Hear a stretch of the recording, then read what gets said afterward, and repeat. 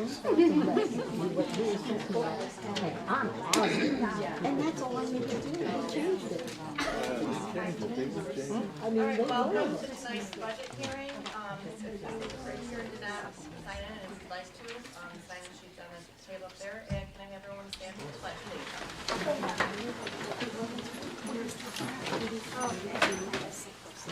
Pledge allegiance to the flag of the United States of America and to the republic for which it stands, one nation, under God, indivisible, with liberty and justice for all.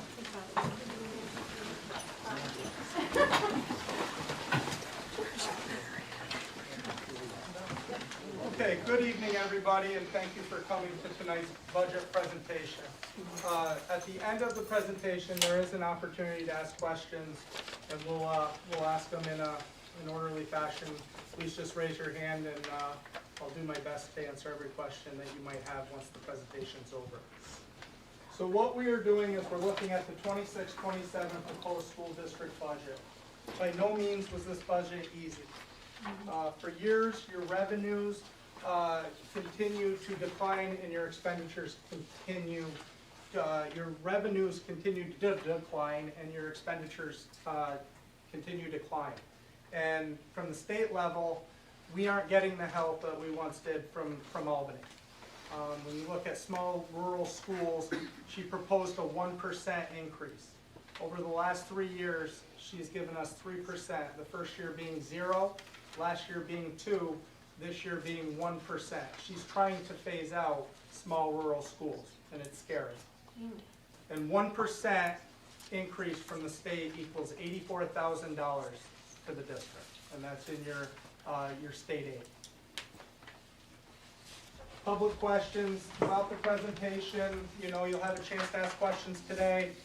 If there are questions that come up, please don't hesitate to send them to either Daphne Ramo or myself, Jeremy Seddon, and we will respond to the questions. You can feel free to call the district if you have any questions after you leave here tonight. Board of Ed members, they're all seated here. We have Shauna Harrington, President, Janine Lynch, Vice President, Lisa Brewer, Shannon Crocker, Roger Kemmler, Sarah Northup Lynch, and Edwin Schatzel. I am Jeremy Seddon. I am the superintendent here at West Canada. I've been here since January of 2024. You have Ms. Kelly Crossett, and then you have Daphne Ramo. From the building administrative side, you have Mr. Glenn Broadbent here at the middle and high school. You also have Ms. Christine Nofrey at the elementary, and Miss Emily Lumen is the Director of Special Programs. Budget theme this year was to maintain current programs and opportunities for West Canada Valley students, and also manage the current fiscal times both in the short term and long term. And some things that we've done prior to this night happening is back in early April, we brought in an individual. His name was Dr. Rick Timms. And if you haven't had a chance to look at his fiscal report or his presentation, it is on the school website. He is a fiscal guru in New York State. He's worked as a district superintendent, a district superintendent, a BOCES superintendent, and he's also worked at for the state when it comes to state aid planning. So we brought in Mr. Timms to look at our fiscal crisis, to look at the books, to look at the funds. This process was over about a 4.5-month period, meeting pretty much every couple of weeks, Kelly and myself, with Dr. Timms to go over a fiscal outlook. I'm a planner. I like to see a plan 2, 4, 5 years down the road. You can't do this year to year. Board meetings. Everybody at this table played a crucial role in developing our budget. And it also, not only the board members, but the administration around the district. We met quite a lot over the course of a 3-month period, a 4-month period, especially when we noticed that our revenues didn't equal our expenditures. Administrative meetings, department meetings, board adoption. None of these steps are taken lightly. And I understand that it's hard when times are not good and tough decisions have to be made. Budget components. Our budget's broken up into 3 areas: your administrative, your capital, and your programs, with a bulk of the funding always going to programs. About 68% of our funding goes to programs, and then the others is divided up between administrative and capital. I know what everybody's going to say with this slide. They see that percentage increase under administrative, and that is a 6.63, or roughly $204,000. The reason for that is we are paying a capital project at BOCES. Every school in the component, there's 10 districts in the component Herkimer region that all have to pay toward a capital project going on at BOCES. And this started back in, I believe, 23, Kelly, with votes throughout the community, and then we got put on a payment plan. First year it was roughly $933,000, then it went $688 down to $622. Next year it's $777, and I'm talking $777,000. Then it goes to $700,000, and then the last year of the payment plan for BOCES is $150,000. Under administrative is where that BOCES capital project falls. That's why it looks like an increase with the 204, $155,000 of that is the BOCES plant project going up compared to where it was this year. It was $622,000 this year. Next year it goes to $777,000. And we have to pay that. In all, we'll have paid close to $3.6 million toward BOCES over this 5-year period. That is where, when people start asking, where did the reserves, where did the money go? Everything is climbing at an exponential rate. I understand. But the money is going toward things like the BOCES, and then the other, when you look at the increase, BOCES administrative fees went up. And we're a small school. We cannot operate alone. We need the use of CTE, BOCES for our special education. We need that. But costs continue to rise, not only here, but the same thing driving our cost up are also driving BOCES. And those are contractual, those are health insurance, utilities, the day-to-day just operation to run the building. In the last month, just like everybody here, fuel costs have soared. I think it went up, what, about $1, Kelly, in 3 weeks? What are the capital expenses? I'm gonna go through each of those, so, and I will give a time at the end for all questions. Capital, the capital expenses is where the project falls. Is that the field out back? Huh? Is that the field, the football field you're talking about? What are you talking about? No, this is BOCES driven. This right here, and I'll break them all down, so at the end I want to get through my presentation and then I'll break it down. Capital expenses is the capital project for BOCES. BOCES admin is equaled into that. That is the rising cost of BOCES. Right now, we've had cuts and we've had, through attrition, one person that, through attrition, fell under this code. Also, you look at the increases, after you take BOCES, it was roughly $24.92. Other raising costs, like I said, healthcare, retirement contributions. Capital, over a decrease of $265,181.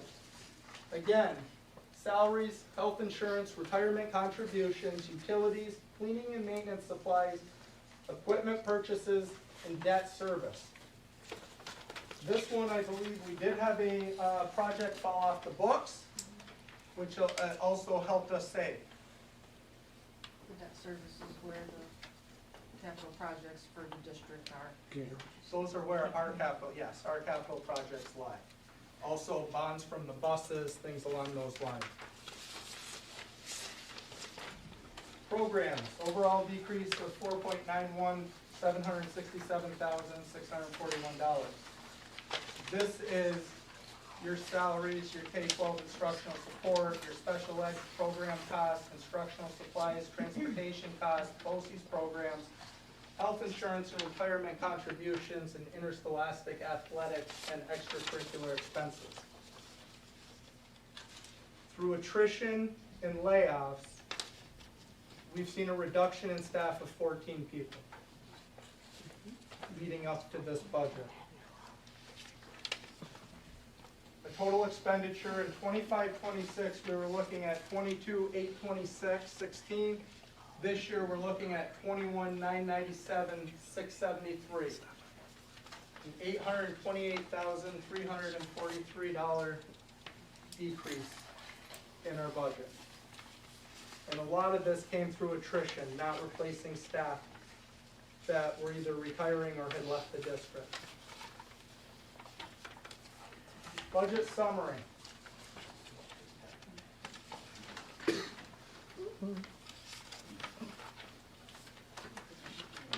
be smarter than the average there. Okay. So you can look at where we stood in 22-23 as we continued to climb, and then we peaked here this year, and we're looking to come back in 26-27 with a decrease in our school budget.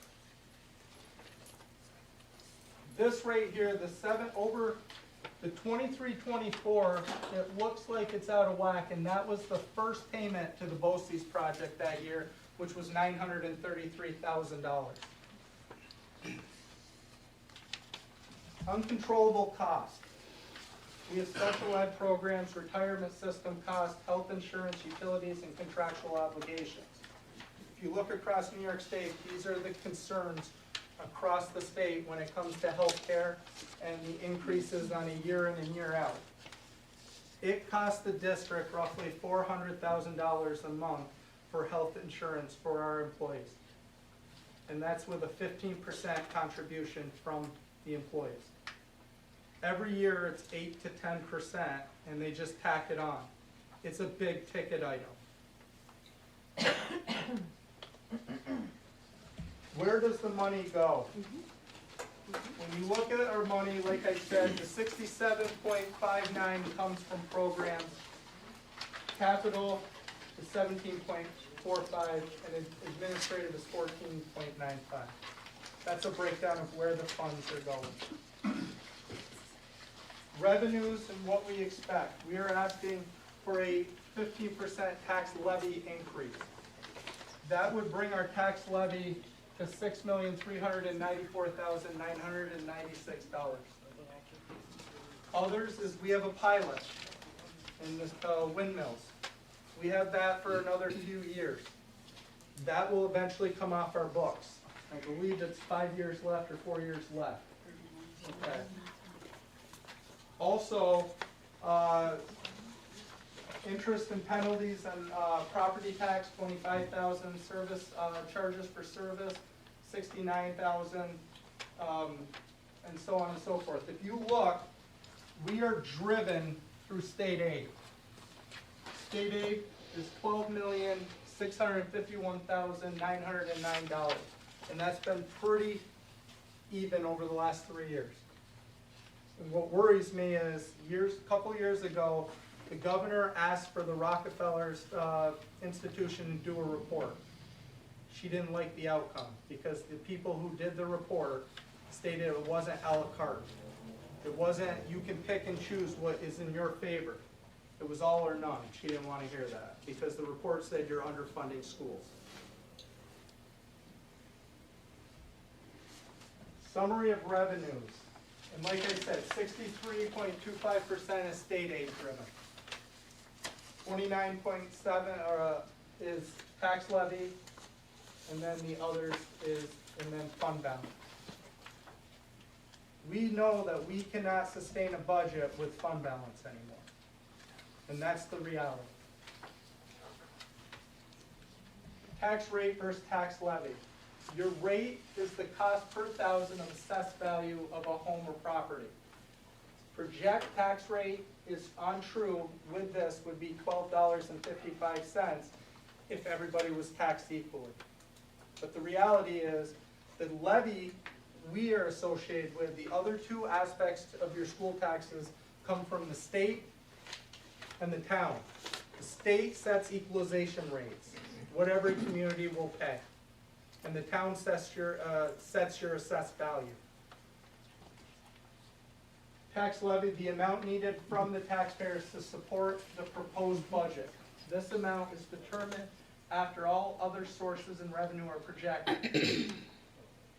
So in this year, we're asking for 15% tax levy increase, which would bump our tax levy to $6,394,996.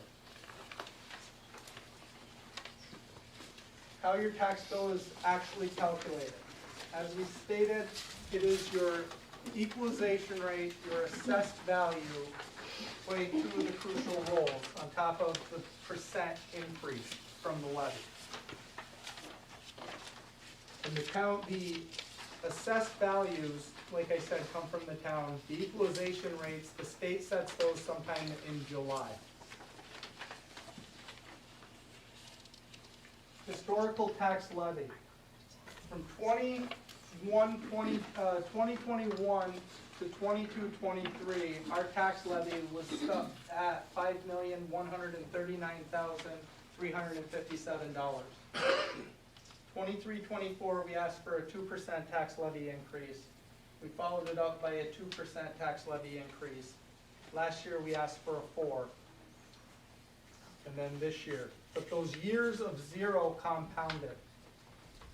At the time, with COVID, things like that in 21-22, the board and the administration didn't want any more burden on the taxpayer, but it caught up to us. You can't have year in and year out without it, and it might not catch up in the year after.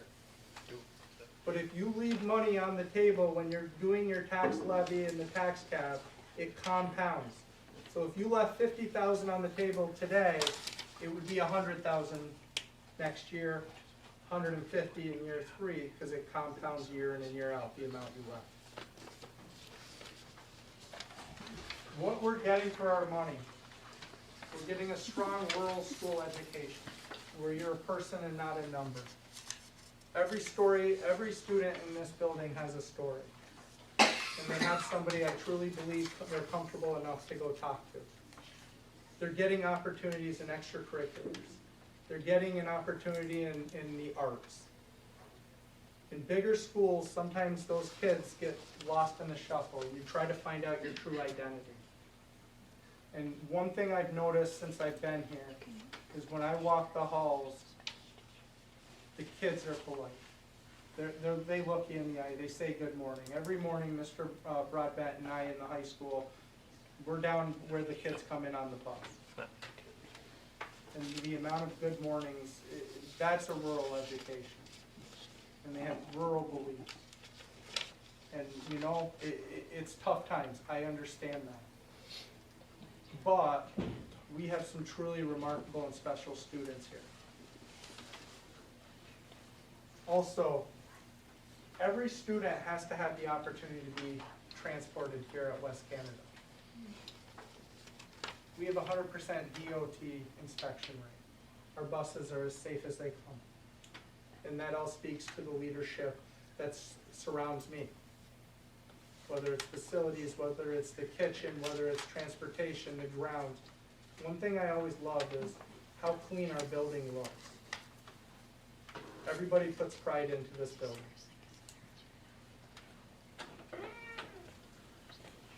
And our staff, they're phenomenal. Our staff, you know, they're the ones making the connection with our students.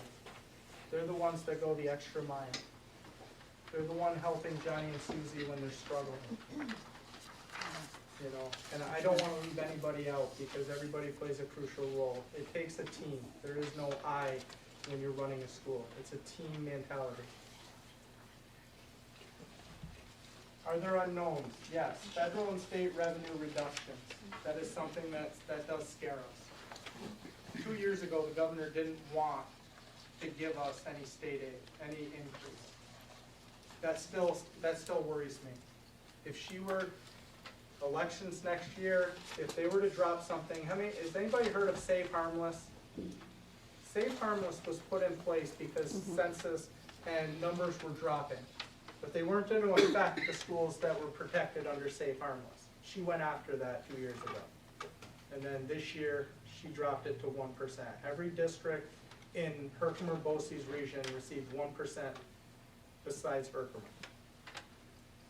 And we don't know why. Student transfer and registrations can require staffing changes or additional program expenditures. The reality is we can get students that come in August that have high needs. With high needs might become a BOCES placement. We try really hard to keep students in-house. But we don't know what those situations could happen. Several years ago, there were 2 high-need students that came into the district in August to the tune of about $150,000 each for education. And we had to follow their IEP. Equipment or system failures, just like everything else. If you fail to maintain what you have, eventually it falls apart. We're working on trying to fix our boilers, the pool, the roof, the facilities and grounds try to do the best they can to keep up with the aging infrastructure. What if the budget gets voted down? Option 1, the district can present the budget for a second vote as it is or a modified form. Option 2, the district can go straight to a contingency budget. If the budget is presented for a second vote and the vote is voted down, the district must go to contingency. We've currently reduced spending by $823,000.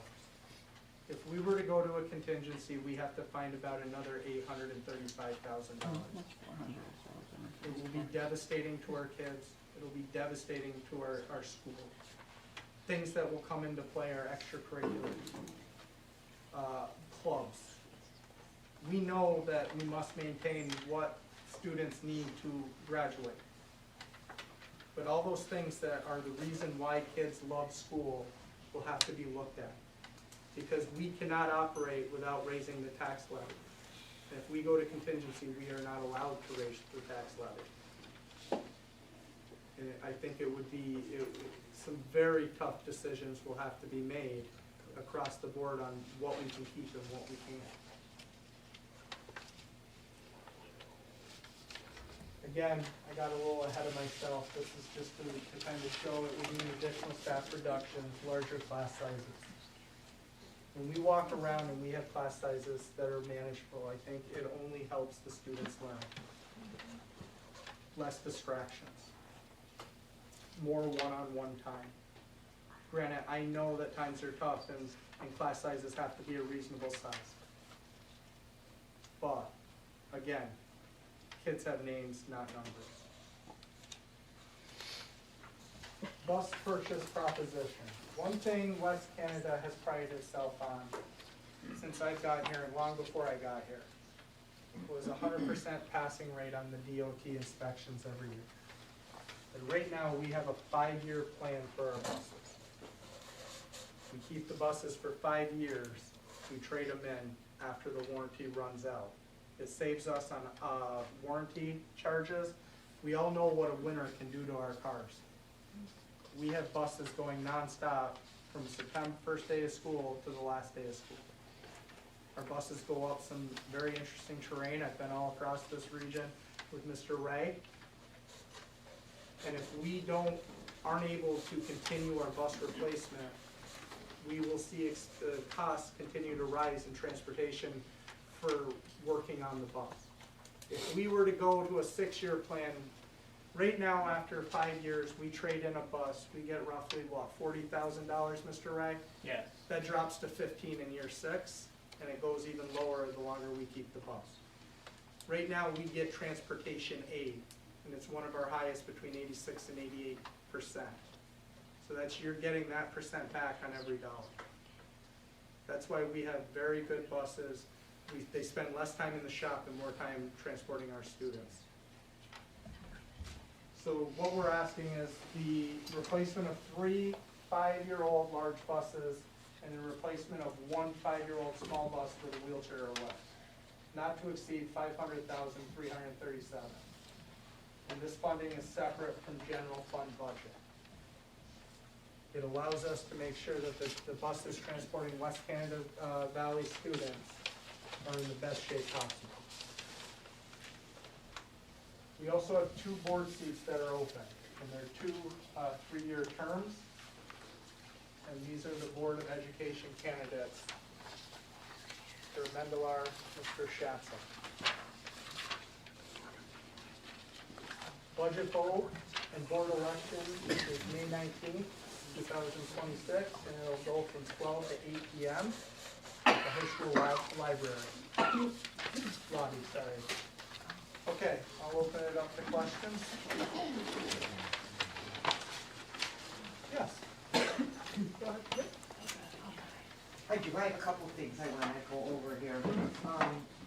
One of the things is I have had children in this school district, 1, 2, 3, 5 at a time for the last 35 years. Okay, in 35 years, I have taken this Board of Education on.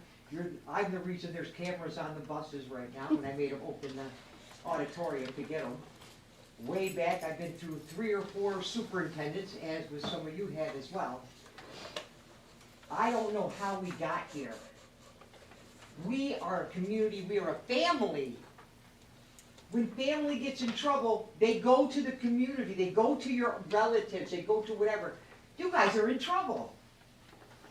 What the hell happened? When did this happen? You voted not to raise taxes for 3 years. Look at where we are now. I don't know how many of you are new, or how many of you are older, or how many have been on here for this long, but this is absolutely crazy. We have had 3 long-term veteran teachers walk out the door, okay, and you need to put out a climate survey to your staff, because it feels like you guys are against your staff, and you guys are pushing out the community. Our children are here. Your grandchildren, your children are here. It can't be you guys. You're right. There is no I in school. But that seems to be what it is right now. Because there are ways to change things. All right? There is people that will donate, donors, that when they die, they leave their estate to schools. Why isn't somebody going out and finding these people? Why aren't you asking us, the community, to help raise the funds? To help do the things that we need. There have been several schools, and I can tell you that right now because I've been in a lot of them, because that's what I did for a living. I've been in several schools, New York Mills for one. When their school got into this kind of a situation, they went out and got the money. They went out and found the money. They went out and raised the money. They went out and found donors. They went to community foundations and all these places. We're not doing any of that. We didn't even know about it until the 99th hour. That you guys were in this much trouble. That we, as a community, are in this much trouble. I don't need to come, and I hear from, well, go to board meetings. I don't need to go to a board meeting. I put my vote in to trust in all of you to take care of this kind of stuff. I'm not going to sit on the board, now or ever. I've had enough. I'm too old and I have too many kids and too many responsibilities to do that. But we can't do this anymore. It's been, I'm looking at this stuff, and for 3 years, why wasn't the taxes raised? Why? And everybody's, I'm not the only one asking this. I have talked to just about too many people in this room. Teachers. My parents were both teachers. Believe me, I'm familiar with the budgets. I'm familiar with what can go on. I'm also familiar with fundraising as an executive director for 35 years. So my thing is, I feel like a lot of the budget is on the administration costs, and I get all that stuff. But why are we hiring 2 new teachers and then releasing teachers? Why are we restructuring? Why are we taking a look at who we got? We lost 4 amazing teachers this year out of the elementary. Believe me, I know. I've had too many foster kids and too many kids. They're in their classes. I know what those teachers were. I know what this school is. Even though there's different faces around here, I've been up here, except maybe Kemmler's. I've been up here, and I've seen the boards. I don't understand. I just don't understand. This is the 99th hour. The budget is, we're blaming contractor agreements. I get that. We get the contract. 4 years ago, when we didn't raise taxes, because people made political promises that they get on the board, they won't raise taxes. I don't know why they did that. You can't run a school without raising to the cost of interest. You have to raise the taxes 1-2% every year to keep up with the cost of living. We have to get our salaries raised 1-2% a year to keep up with the cost of living. So I want to know how we got here. How did we get here? What happened? Who broke down? And why are we finding out in the 90th hour? Those are my questions. Thank you. Thank you. I think right now, with where we're at and the fiscal climate, was when I came in here, we started to do a deep dive. And we started to bring in the help of people around us that have a long-term understanding. I can't speak on the boards back in the years prior to me being here. But what I can do is, I'm looking to put us in a 5-year fiscal to change the narrative.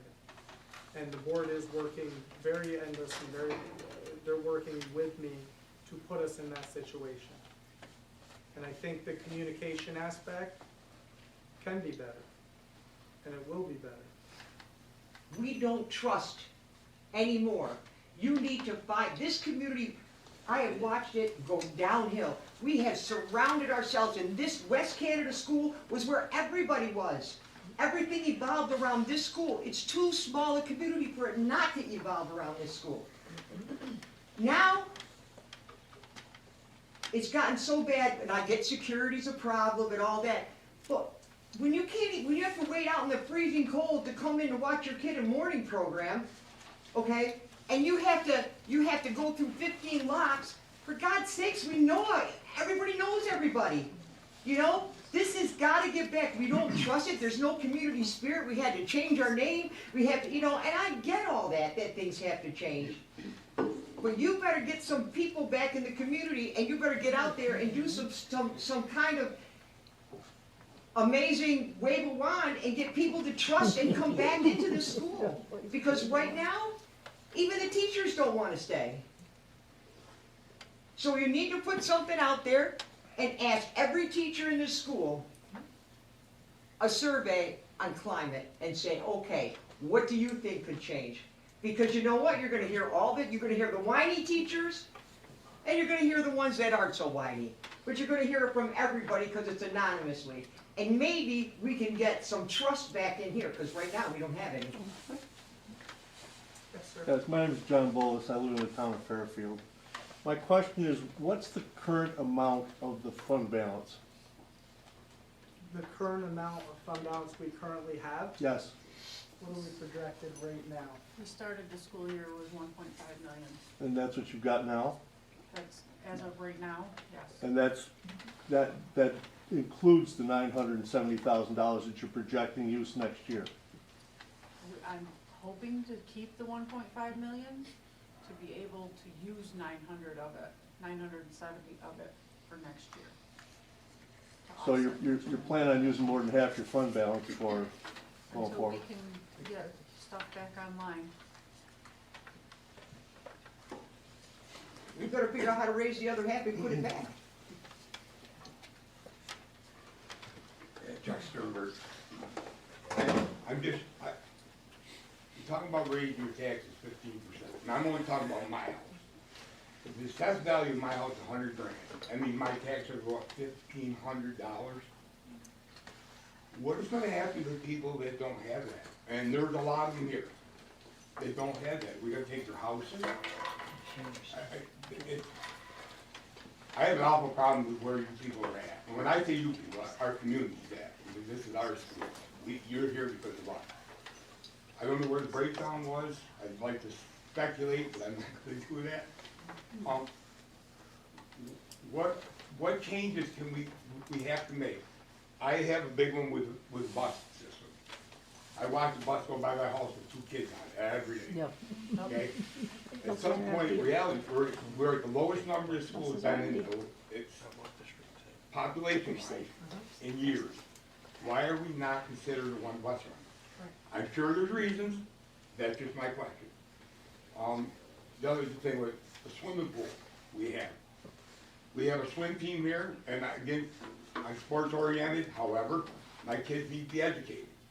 Not many of them are going any farther than that. We have a swimming pool here that we dump 100,000 into a year to be.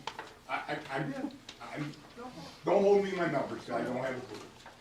But my point is, it's not utilized only a couple months here. We don't have swimming here anymore for kids in gym class like they used to be.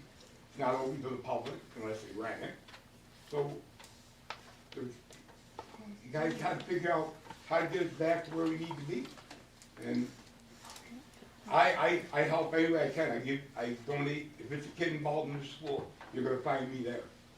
But this is not acceptable by any means. And talk about losing faculty. If we were in this kind of position coming into this year, why wasn't so? I'm gonna get in trouble for this one. For everybody getting an increase in pay or stipend or cost of living, why wouldn't it put on a hold at some point? Apparently you knew this was coming, and this didn't happen today. This is, I'm looking at this paperwork, this going back, and I heard with the not raising taxes, foolish move, but it's over and done with. So, I hope for our sake, my sake, that you guys figure this out quickly, because this budget is, I don't know where people are gonna come up with money. Thank you. Yes. What he was talking about, and what is, I can't, in my head, figure out, that 15% is taken from, is it increased in, is it taken, did they take it directly from the value, the, shoot, I gotta read it now.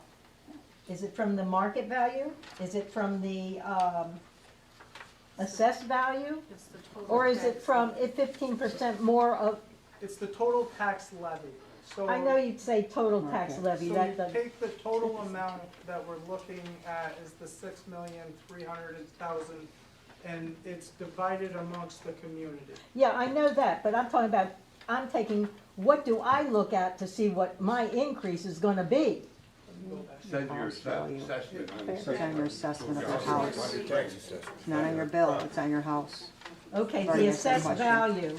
In other words, the assessed value, I'm gonna pay 15% More on your more bill. on More on top your of what I'm assessed already paying? Yeah. Yeah. Are you kidding me? No, that's not necessarily that. Well, they're saying no, you're saying yes. I wanna get this straight. Yes. It's your tax rate equals the town share of the levy divided by the That's total your assessed property, value. that's your house tax.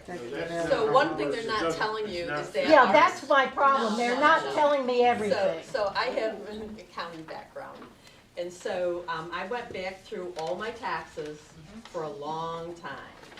And starting in 2016, our our assessments started going up. Yeah, tell me So- about it. So like when they do these tax percentage over here and they show it's -11, -15, well, at the same time, our assessments are going up. Exactly. So they're still getting more money. You have to I got look increased over- $400 last Right, year. right. So that's what's The happening. heck with that, I'm So- being increased. So when you come over here, you really have to look at what our actual total is every year. 19 million, 21 million, 21 million.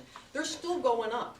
they're saying that it's going down, but it's not going down. And they're not staying at zero because they're still spending more money than from the year before. So the taxes have never gone down, the number of students has been going down. And when they say that, you know, it's because of Hopeful and all of this, it's actually because we get paid per student. So how much of the decrease is because we have less students in our school, and how much is because Ilion right now is in trouble. They have to get $1.5 million because they have 200 less students and they've lost all of their consolidation money. And so now they're in big trouble as well. Markham is in trouble. DeNapoli said this school was in trouble back in January. And so why is it that we're suddenly hearing about it now, how big a trouble you're in?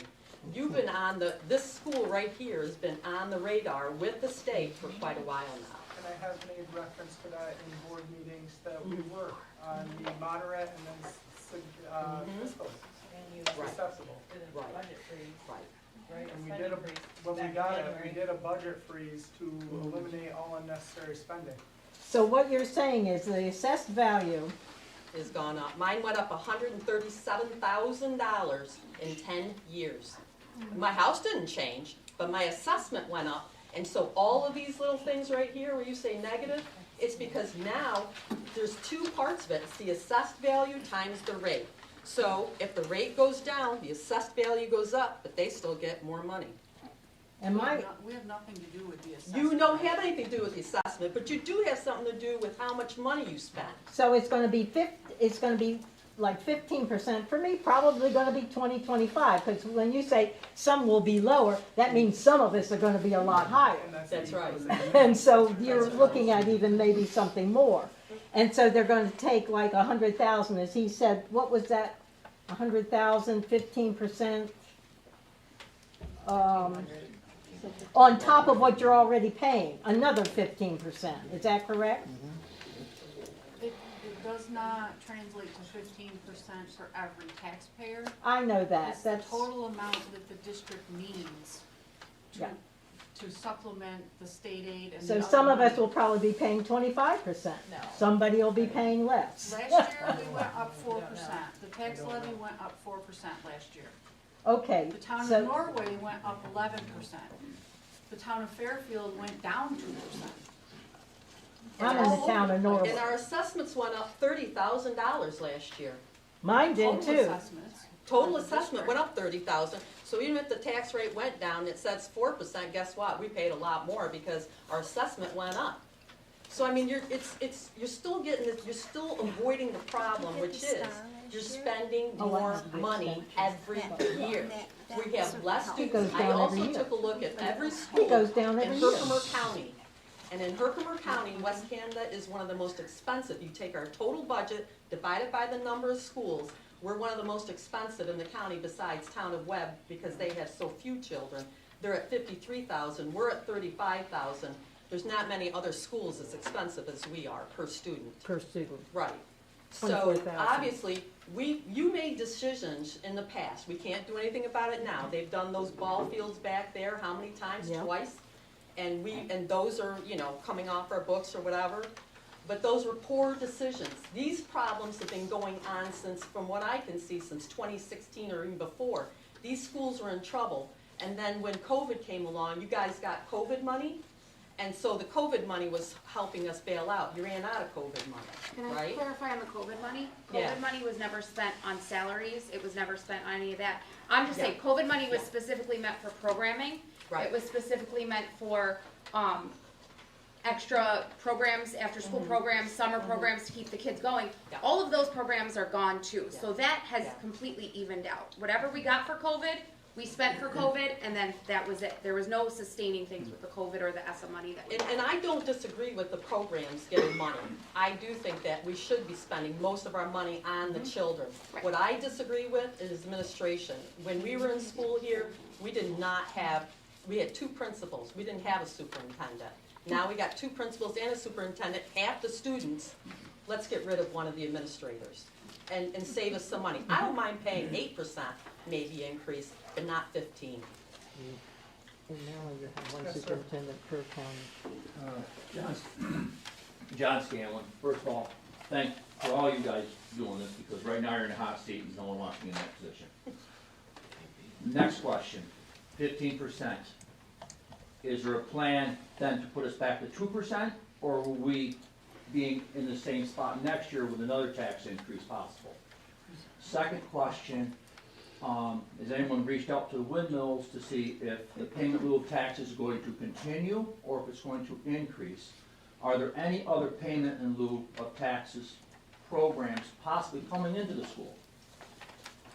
And that's pretty much about it. Okay, so the payment in lieu of taxes, right now, we have not moved forward, we're waiting to see, because that does end in a few years. But right now, there is a 487 tax credit in the town of Fairfield that we have had discussions with, and that is the solar, but it's, a tax credit doesn't affect your tax cap like a pilot does. So the tax cap wouldn't have the effects, like with the pilot, the year after the pilot comes off, our tax cap's gonna go through the roof. And that's just the reality of when you're talking about pilots. The educational credit seems to be where we're looking. It would be minor, it wouldn't be a substantial amount. It would be probably roughly maybe $10,000 to $15,000. So we are looking at that opportunity for added revenue. What was the first part of your question, if you don't mind me asking? Are we gonna be, if this 15% does pass, Mhm. will we be back in here next year saying someone, we need another 10%? Because it doesn't cover. My goal is to say no, but I have to look at, you know, the crystal ball, where we're at.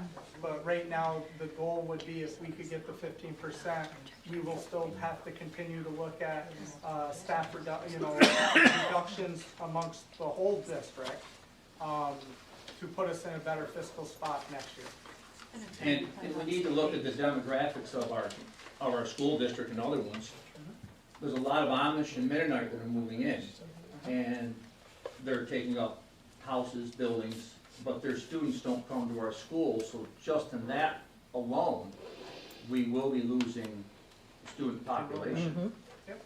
And you're talking about a 5-year plan, We are looking into the fact that we are getting, I mean, when you look at the people coming into the district, the enrollment, and we're trying to predict, and predicting enrollment's pretty difficult, but we're trying to predict where we are year in and year out to push the budget for the following year. Good. Thank you. You had said earlier that you were going to explain what the specific BOCES capital project was, and after that, I spent 35 years in education, and I know these budgets are very difficult, and I support every program enhancement. This great school district, we do pay a premium here, but these kids are getting a good education, no question about it. But looking at the future, and considering what the state has been doing and is likely to do in the next 5-10 years, are you considering, or have you been discussing the possibility of merging? What's the potential for that going out? I mean, this is unsustainable. We all know that. So how many years do we have before we merge, or are you already planning? The reality is, those conversations, except for the last meeting when someone brought it up, they haven't been taking place. But right now, what's taking place through the regional side of BOCES is regionalization. And that is a kick from the state ed and from the governor's office. So we've had meetings where the governor could proceed to, or see regionalized schools for high school. So what does that, It's what does that like look a like in conglomerate Herkimer merger. County? Pardon? It would be like a conglomerate it would be a merger, but But we're much in the- larger than just two districts or something like that, yeah? Yes, Other and it's in states the have done that. early process, but there have been conversations coming out of Albany on that, especially in the rural areas. All right. And my other question was the specific BOCES capital project that you mentioned. Yes, so the capital project came back in '23, and the capital project, it's coming at a price, and that doesn't help us also in times like we're in. Now, what is that project? They are redoing the web and the buildings down that offer the CTE and special ed programs. But BOCES cannot, they cannot do a capital project like a school district, Yeah. where we go out to the vote comes back, we get the bond, and then they do the project. They have to get the finances through the component districts in BOCES. BOCES isn't independent. In other words, the district supports BOCES. BOCES doesn't have an independent pupil So yes, situation we where all somebody, have to support. so the districts have to support the BOCES. Yep. I have a question on that. So isn't it true though that when you voted for the capital project, you already knew the numbers ahead of time every single year of what it was gonna be for the entire project? It's not like it's a surprise number is my question, I guess, right? When it was voted in? Well, I wasn't here, but yep. Right. So, I'm just curious because I know. Right, I was gonna say, because otherwise if you don't vote for it, if one district didn't vote for it, it wasn't gonna pass, correct? Right, so we voted for it and we do have the numbers ahead of time to be able to budget for that. That's not a surprise, that's something that we're gonna be But able it's to still budget an for. added expense, so. Of course it is, but it's an added expense we already knew about, correct? Just curious, that's all. We have a lot of staff members here tonight, Jeremy, and I think what we want to know is if this does not go through, what is Plan B? You mentioned staff reductions. Our contract states there can only be 25, up to 25 students in a classroom, which to me, I've never seen in the 23 years I've been here, 18, 17 maybe. But 25 kids, if you push that into a classroom, We would have to confine to the contractual obligations, so I'm gonna. what tell you what that would right Plan B look like? I think the community needs to know Well, that. Plan B is we're gonna have to go to the back of the drawing board and look at all areas. You know, we know that the programming side of things is pretty tight right now. But we're also gonna have to look transportation, we're gonna have to look at facilities, we're gonna have to look at administrative, we're gonna have to look across the board. One thing, half of that is extracurriculars. The district pays roughly $400,000 a year in clubs and sports. And the reality is, that's half of the 835 that we would need. So the reality is, But I was an athletic director for 10 and a half get years. a boys club. I get a know girls that club. sports and extracurriculars is what drives our students to do well. And the arts, and, you know, it's, But how do you make up $400,000 after sports? That's my question. the reality is, we would have to go to another budget and do a second round and hope that the second time it would pass. And if not, we'd have to continue to look, and it's gonna have everlasting impact across the district. Yes, Phil? Can you touch on, we've talked about the cost of health insurance. Can you touch on approximately how much it costs per full-time employee for family coverage or individual coverage? Yeah, like, you know, Family is 28,000 and individual is 10.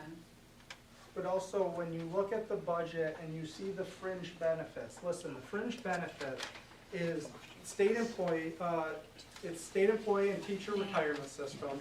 It's the cost of social security, workers' comp, hospital and medical insurance, unemployment insurance for all employees in the district. So you see fringe benefits under admin, you see it under programs. The fringe, yes? So those numbers altogether add up to more than 28,000. So when you look at a $45,000, $46,000 position, when you add in everything that's included, you're looking now at a $90,000 position. Because of all of the social security, the health insurance, it's. But so we it's are about- one of the lowest paid districts too. Yep.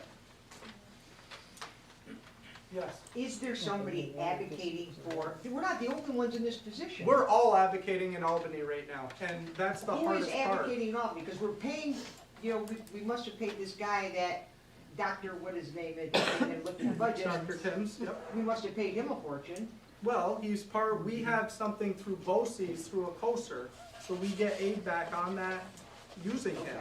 And he helps us with the finances, so when we have to go out to bond or, you know, do any of those things with the bus propositions, we utilize the services. So say something comes in, Mhm. say one of these advocates that's out there gets the governor's ear or state ed's ear, whoever's, and you get a bunch of money back. what happens to us? We still stay at 50% taxes all this time? Well, if we can lower the tax burden by what the governor were to give us more, that's a possibility. But right now, we're 7 weeks, I believe 7 weeks without a In state the budget. 99th hour. And I don't think it's getting done, yes, sorry. You said that the equalization rate gets set in June or July? July, I believe. July.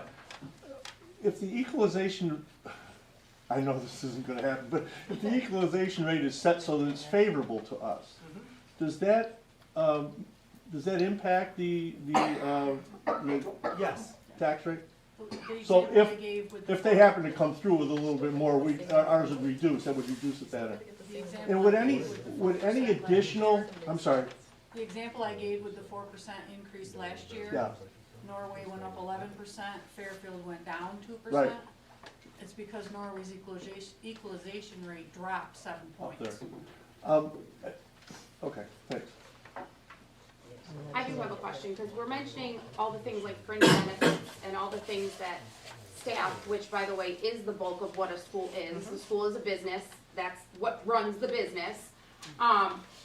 Every district in Herkimer County, or most districts in Herkimer County, are under that same healthcare consortium, am I correct? you're correct. So all the districts around us are facing those same increasing costs, those same, utility increases, just like our households, all of those same things. And their proposed levy rates are anywhere between 2 and 4%.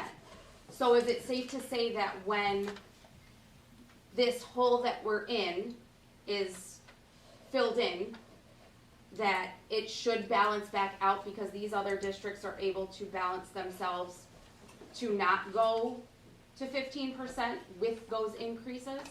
Well, I think the end of the day, Taxes the way they were supposed to. We went 3 years now. I know, that's why I'm asking, once we fix it, is that something that's possible to go back to? well, that's the ultimate goal. That's the goal. Because those are things that every district is facing, not And just that's ours. the ultimate goal, is to get us back in a situation where we can.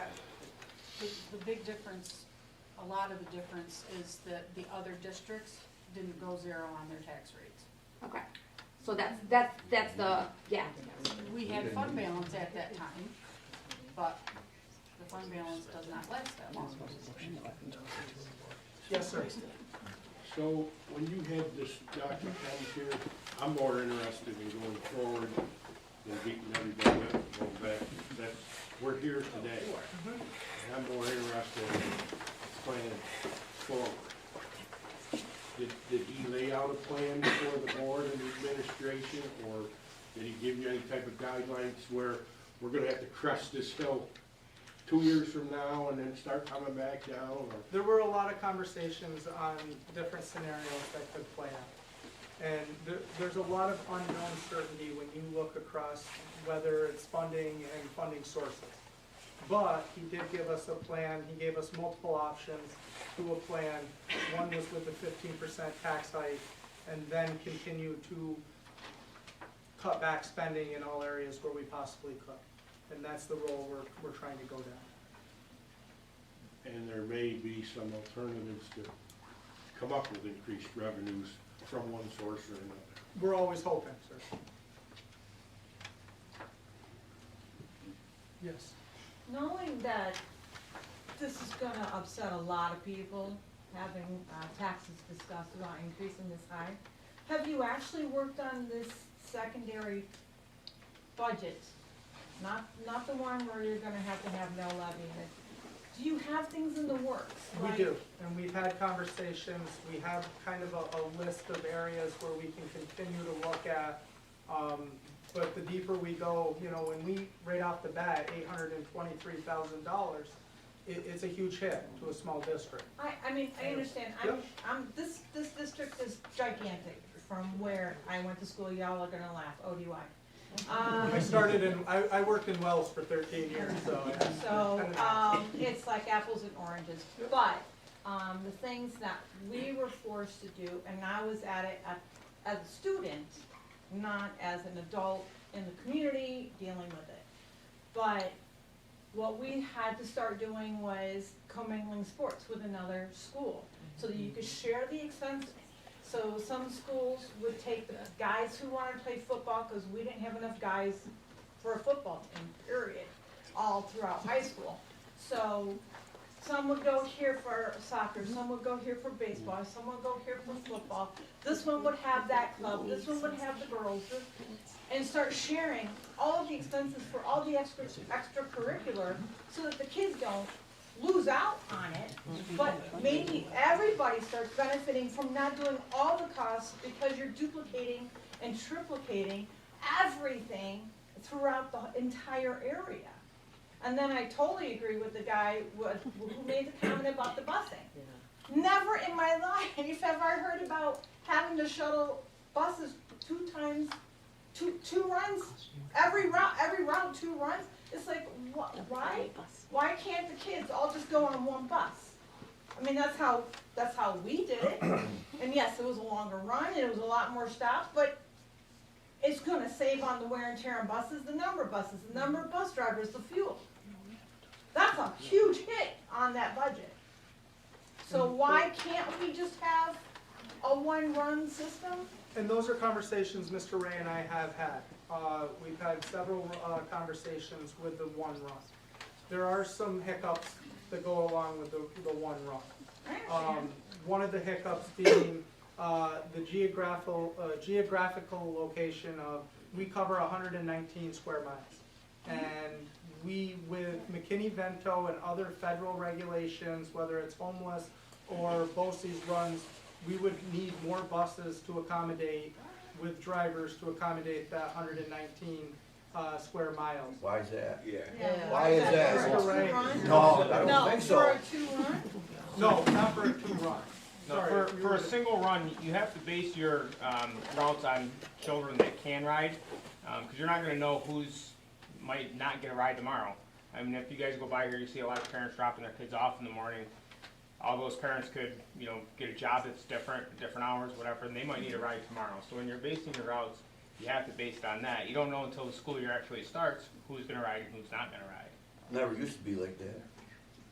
But you're saying a Our one bus route had a lot of kids on it. These buses have nobody on them. Yeah, that's what I noticed, they These drive buses by shouldn't my be, place, there's one or two kids. They don't have any miles on these buses either, like they used to. There isn't hardly any miles on these buses.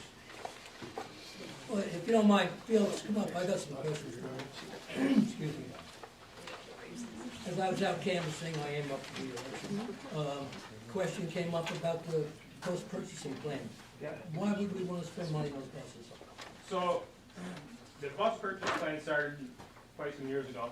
The big thing is the trade values. We get $40,000 on trade right now on a 5-year-old bus, which has about 80 to 85,000 miles on them when we trade them in. If you go to year 7, you're down to about $15,000 on trade, so you lose a huge amount there. You're also then replacing any major component that might go wrong that's not under warranty. Buses are built better now than they used to be too. So you can get more miles on a bus than you can years ago. And less maintenance on them buses. Yes, no. That I know for a fact you can. There's some emission system stuff is a lot more expensive now than it used to be. I work on that stuff, I know. Also, another thing that hinders us is corrosion. Underneath, obviously at 5 years, they start to corrode pretty well. And that's when the body warranties are off too. So you have to keep them up to a certain standard in order to pass DOT inspections. So that would be another issue, the amount of money you're putting into that. There's also some other maintenance and wear items that start to go after that 5-year replacement. So we definitely have to look in, if we have a cost savings there, we will make that move, but we have to make sure it's a cost savings. Before we started the 5-year replacement plan, our buses were not passing inspections, and we were being fined by the state. They were a lot older buses though. Yes. They're because way we keep them older up to buses. date now. I was actually on the board when we made the decision to go to the 5-year. And part of the reason why we did was supposed to be to reduce the amount of mechanics we had in our bus garage, and that never occurred. Yeah, I don't know how So many- that didn't save us any money. That was part of the savings, was to reduce how many mechanics we had, because they said that from then on, we wouldn't need that many mechanics. And they said, well, we'll need them for a few years until all the buses get under this 5-year. It just never occurred. Never occurred. What do they do with what do the mechanics do with the bus garage on these buses? Preventive maintenance. What's maintenance on these A buses? 5-year bus. Yeah, so, well, there's a lot. So every year you have to pull a complete brake inspection. Anything that's wrong with that has to go through. Every month it's required, every 30 days, that the bus is in and inspected completely through for Yeah, safety. you don't need 3 mechanics to do that. Can you, Not through- can you just There's reiterate the transportation aid that the district gets on the bus routes and the buses and, 88%. right? We get what we get back. So just so everybody knows, we get revenue on the buses and the bus runs. Yeah, but it's our money anyway. You're only getting your tax dollars back. It's not like you're getting it from any other place. I'm just saying, it's not really probably the huge savings cost that everybody may think that it could be. The only problem too is if you dig too deep into transportation, BOCES services, it does affect your revenue the next year. And it's a slap in the face. We could reduce it, but then next year when we get that revenue from BOCES, it could be half of what we anticipated. This has nothing to do with the busing. You may have to look at your routes, so you have 100 and some miles. Okay, this bus goes in this route, this bus goes in this route, so if you have 10 people on that route, you got 10 people. I understand it, because when I went to school a few years ago, the bus had one route that it went every single day. And that may help you look at, okay, say you have bus A does this route. Yes, it's gonna take a little longer, so what? They leave a little early. And then, you know, that might help. Yeah, so we look at that every year when we set up the routes. One of our big time restraints is in the afternoon. The morning time frame's a bigger period between when high school starts and elementary starts, and then in the afternoon you have a shorter window. High school ends, we pull out here at 2:27, have to be back in the yard by 3. So there's some restraints there that you have to look at as far as time restraints. where So you you, couldn't add You more. would need that. so if the you had elementary one run. kids get taken at one time and the high school get another time? Yeah, Yes, Why? yeah, that's what we're saying. I couldn't tell you why. Yeah, I why? mean, when I went, Gee, maybe somebody bear told with us me, when I why. went to school, elementary and high school were together. Yes, we got their, I mean, they had to do a little changing in for their classes, so that you could have all the kids on one bus from that route. That's only one drive. Right? Yes. Me? Yes. I'm in favor of the double bus runs for a couple reasons. I have another, besides him, I have another friend that he knows, and it's extremely hard to get a bus driver, so you need to pay him well. And I think everyone's overlooking the major fact, keeping the younger children away from the older children to get bad influences. I mean, we have it here, you have an elementary over there. I mean, why would we expose the children to it? And if you did go to one bus run, you would have to get more buses, more drivers. No, you won't. And but again, it goes back to keeping the children safer. You have to have more buses. Why You do take a you bus We in have back. to keep it's safer for the children to be on a little guy's run and then a bigger run. No. Let's look, Now you're we're already insulting, paying you're taxes. insulting our older kids. Yeah, Is that- it is, you're You're insulting saying that the our older older kids. kids are a bad influence on younger. My father, Then they shouldn't be in school. my Excuse me, father guys. was a bus Drive 'em to driver, and you had both on, and you just made sure the kids behaved. If they don't behave, What's they up, get off the Ron? bus. I have two children that go to two different schools at two different times, okay? Special needs kids, all right? These buses don't just go to pick up the kids and bring them to West Canada. They go to Herkimer. Now that both these classes are in Ilion, they go all over the place besides just West Canada. And you would have to have more bus drivers in order to accommodate one run. Plus, at any given time, thank you, at any given time, under the McKinney-Vento Act of New York, it's a federal guideline. If a kid becomes homeless and moves out of the district, we have to transport up to 50 miles. Yeah, they do. This is, and we at any Yeah, it's given time absurd. can have 2 to 3 that we have to go outside the district to bring in the morning. This is we get funding for it, but we have to be in, regulations from the federal government to allow these kids to, It's not continue just the coming to homeless. West. it's foster care as well. They have to have a meeting with the district in order for them to be able to, and they would have to transport them to Rome, which is what we're going through now with another family, have to transport them to Rome if they say that it's not in the child's best interest to change the school. So that's huge. Mr. Sturber, did you have a question? Yeah, this is to do with the sport. Back in the 80s, I'm not sure the year, but the school went through exactly what you're going through now. We had a contingency budget. That's when the Booster Club was started here to offset the sports programs. Since then, the Booster Club's gone 3 different directions. I don't exactly know. But in the event that the budget goes south, is the Booster Club who does the speeches has no, the school board has no control over the anymore. It was designed to go through the school, to be monitored by the school, which is not the case anymore. But is there, maybe, I guess maybe my question is, to get a hold of the Booster Club, sit down just like you're doing, I don't think it'll come up 400 grand, I guess I can stop it. But we can have those conversations also. Well, look, I said this before, I have different ideas. I want my kid educated. Sport, they're here for that, and band and art, and don't get me wrong, I love everything goes on here. But this is a big nut again, and I just, maybe that conversation could happen, that's all.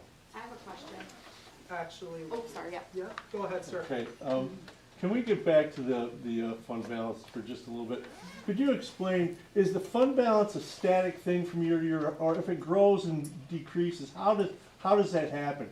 You got $1.5 million now, you're planning on spending 970,000.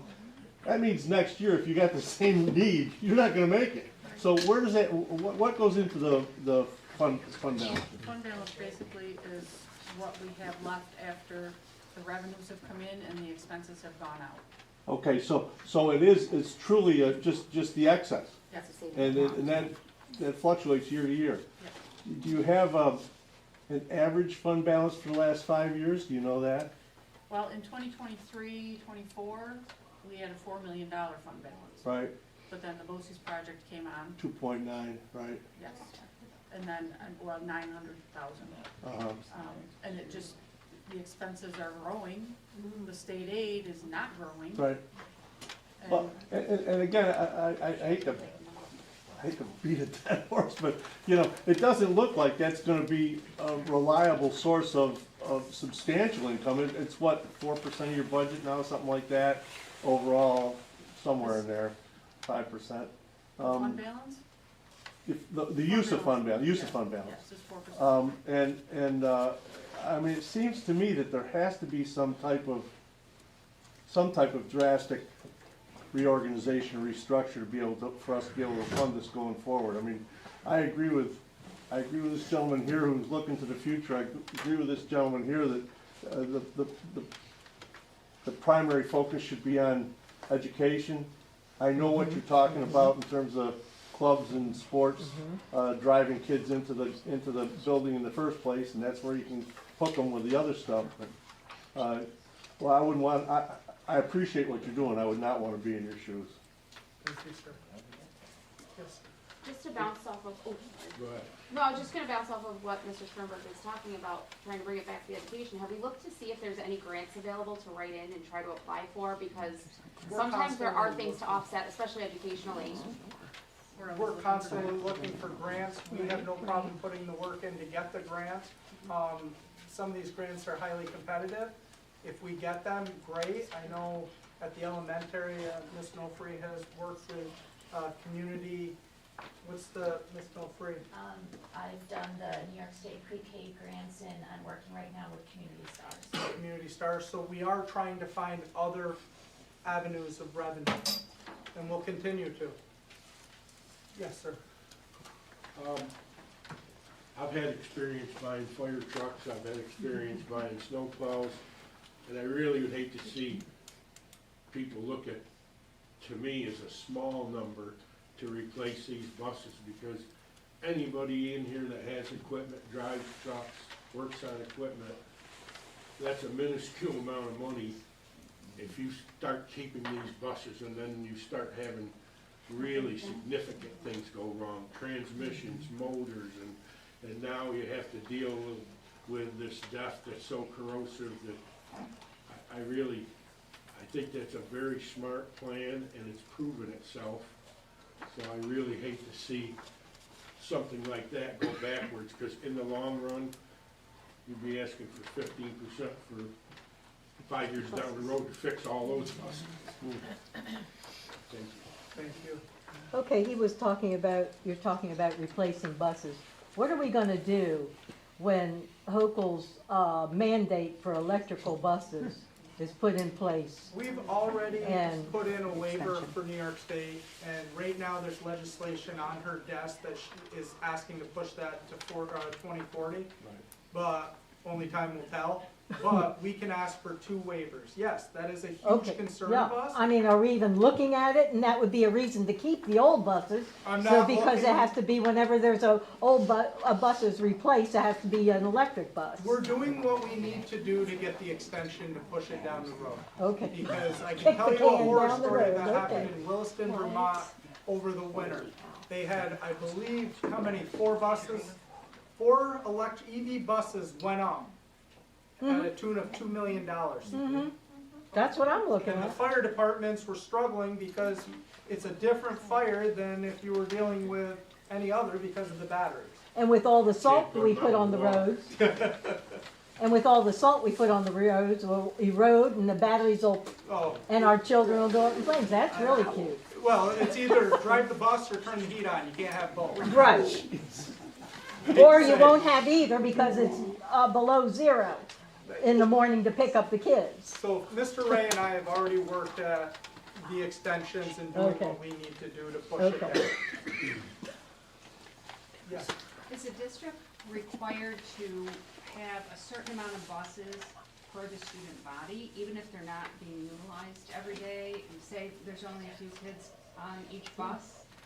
Is it a Yep. requirement per the We size have to of the provide a student seat body for every to student. have a certain amount of buses? We have to provide a seat because we do not have any designated walkers to the district. So you have to provide a seat for every student? That's a Yes. requirement? Yep. And Mr. Ray, is that, So in grades 9 through 12, they're considered adults, so you only can have 2 a seat. So K through 8, you could actually put 3 in the seat technically. And that, there again, that's when you're basing off from who can ride, not who does ride.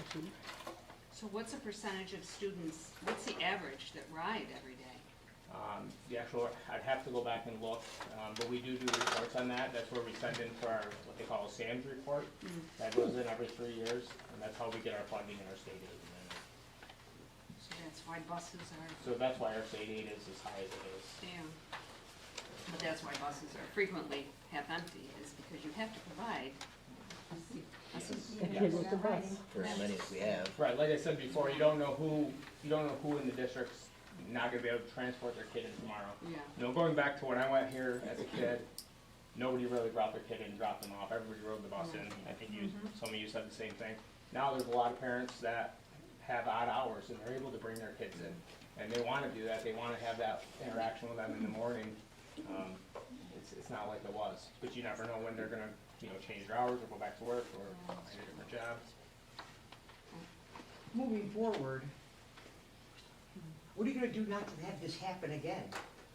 continue to work with the community, the board, and everybody to make sure we're in a better fiscal spot down the road. Continue to work with Dr. Timms to make sure that we don't make the same mistakes, whether it's going in at 0, but we're gonna learn from our past. You're gonna have to learn from the past, because you gotta move forward, you gotta have the community's backing too. Absolutely. And that It didn't was happen kind of a this time. perfect storm because the state aid started dropping off at the same time that we went 0 on taxes. So, But again, it's learn from your past so you don't repeat it. It's at the taxpayer's expense. It's at the taxpayer's expense that this happened. And we need the school. So we can't go backwards, like Mike said, we have to go forward. And we need to figure out alternative ways to bring money in. Absolutely. Are there grants for, let's say, if we, are there empty schoolroom, in other words, classrooms? I mean, if we got half the students, how could there not be any empty classrooms in here? Well, what do you mean, is there grants or? So I'm asking, are there any classrooms empty right now? Do we have empty classrooms, like where there's no student needing those classrooms? Because we have half the students. How are we using all the Yeah, but they're still being space? utilized, but that's something we can always look at, like, do you mean through BOCES or? No, what I was thinking is that if you provided a before school and an after school, I'm pretty sure I looked it up, you can get funding to help. So could we move like some of, have like before and after school, get more funding, and then have some, and keep like some of our aides for our classes, but have some start early and cover half a day, and some start later in the day and cover the evening shift, so that we don't have to like lose all of our aides and things like that for our classrooms. I can look into those. program? Huh? Are you talking like a 6-6 program? Yeah, yeah. These are areas we will definitely look into and look into the So then the grants. parents can also help pay for that, because, I mean, they're paying for I it know right now. in my kid's home district, that became, they had a grant, it ran out, and now it's like $125 a week, because it used to be $10 a week, Right. and that hit the community very hard.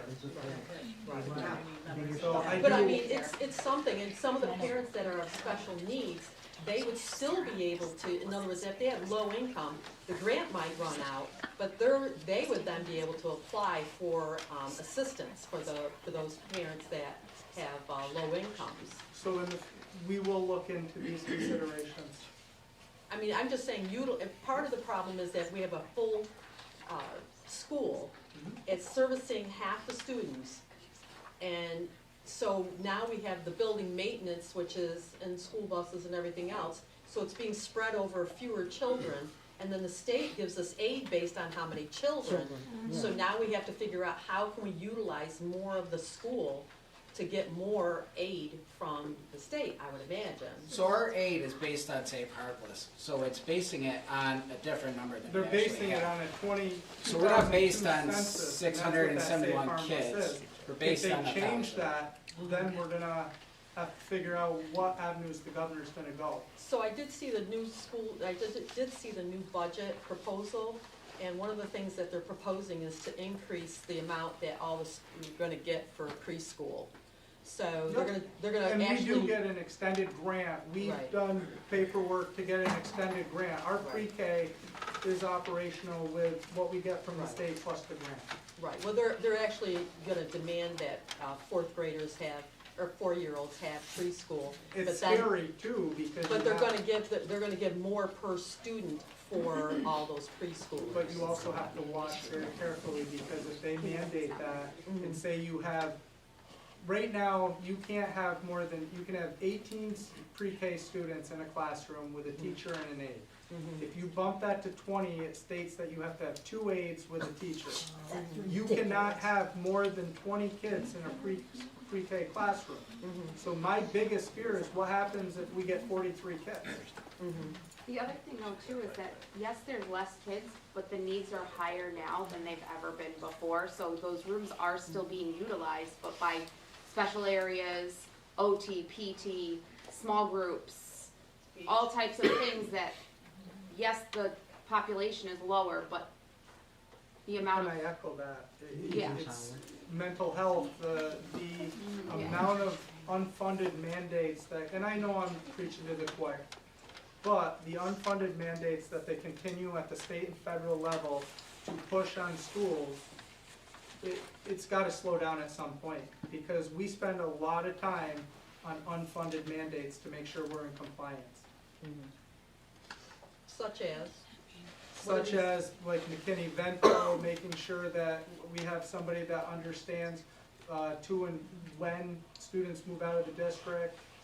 We also have surveys that come in nonstop with the state asking for whether it's transportation.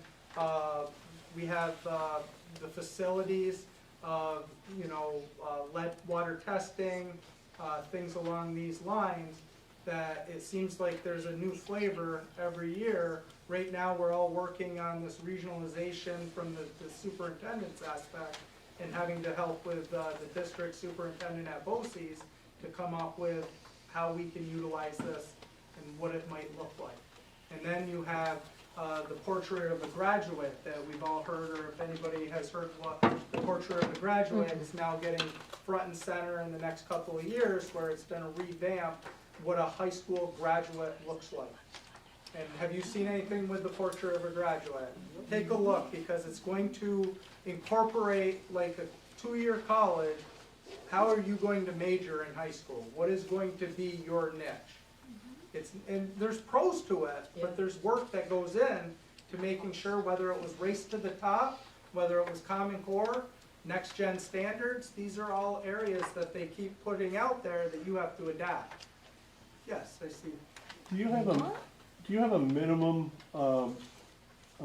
required fund balance that you must keep, operational days, anything like that? Like We have a community maximum, colleges? you're supposed to only have 4% maximum. 4%? But there's not a dictated minimum. We're supposed to only have a 4% fund balance maximum, but the governor only will not go less than 15 in her budget. Do you know what your operational day, cost is? Per day? Yeah, I don't have it figured out per day. got 180 days in school year? 185, yeah. 185 scheduled. About 122 a day. 122,000 a day, a little more. 122,000. To operate it every day, Operate. to operate. Pay all the salaries, eat, everything. How many That's what it more costs. teachers under this budget and teachers and aides are you gonna let go? If this budget passes, no. What we've done is what we've done already, and that will be where we're at. Did you say if it passes, no more? If this budget passes, we will not lay off another teacher this year. This year? And I can't speak on the future. Yeah, I I know that's understand. what people want, but the reality is, I won't. Right. What about Plan B though? Plan B, Yeah. if I mean, we that's the. talked about Plan B a little bit, and I feel like the community, and I feel like the board needs to be very open about Plan B. Well, And kind of discuss it, because I think we're wondering what Plan B is, and I know you maybe even don't even, I hope to God you got some Plan B planned, but I feel like, this is just my own personal opinion. When I'm voting, and we're voting for 2 board members, I personally, when you are talking about Plan B, I would like to see some conversation. I mean, I talk, you and I talk, and you're talking about us.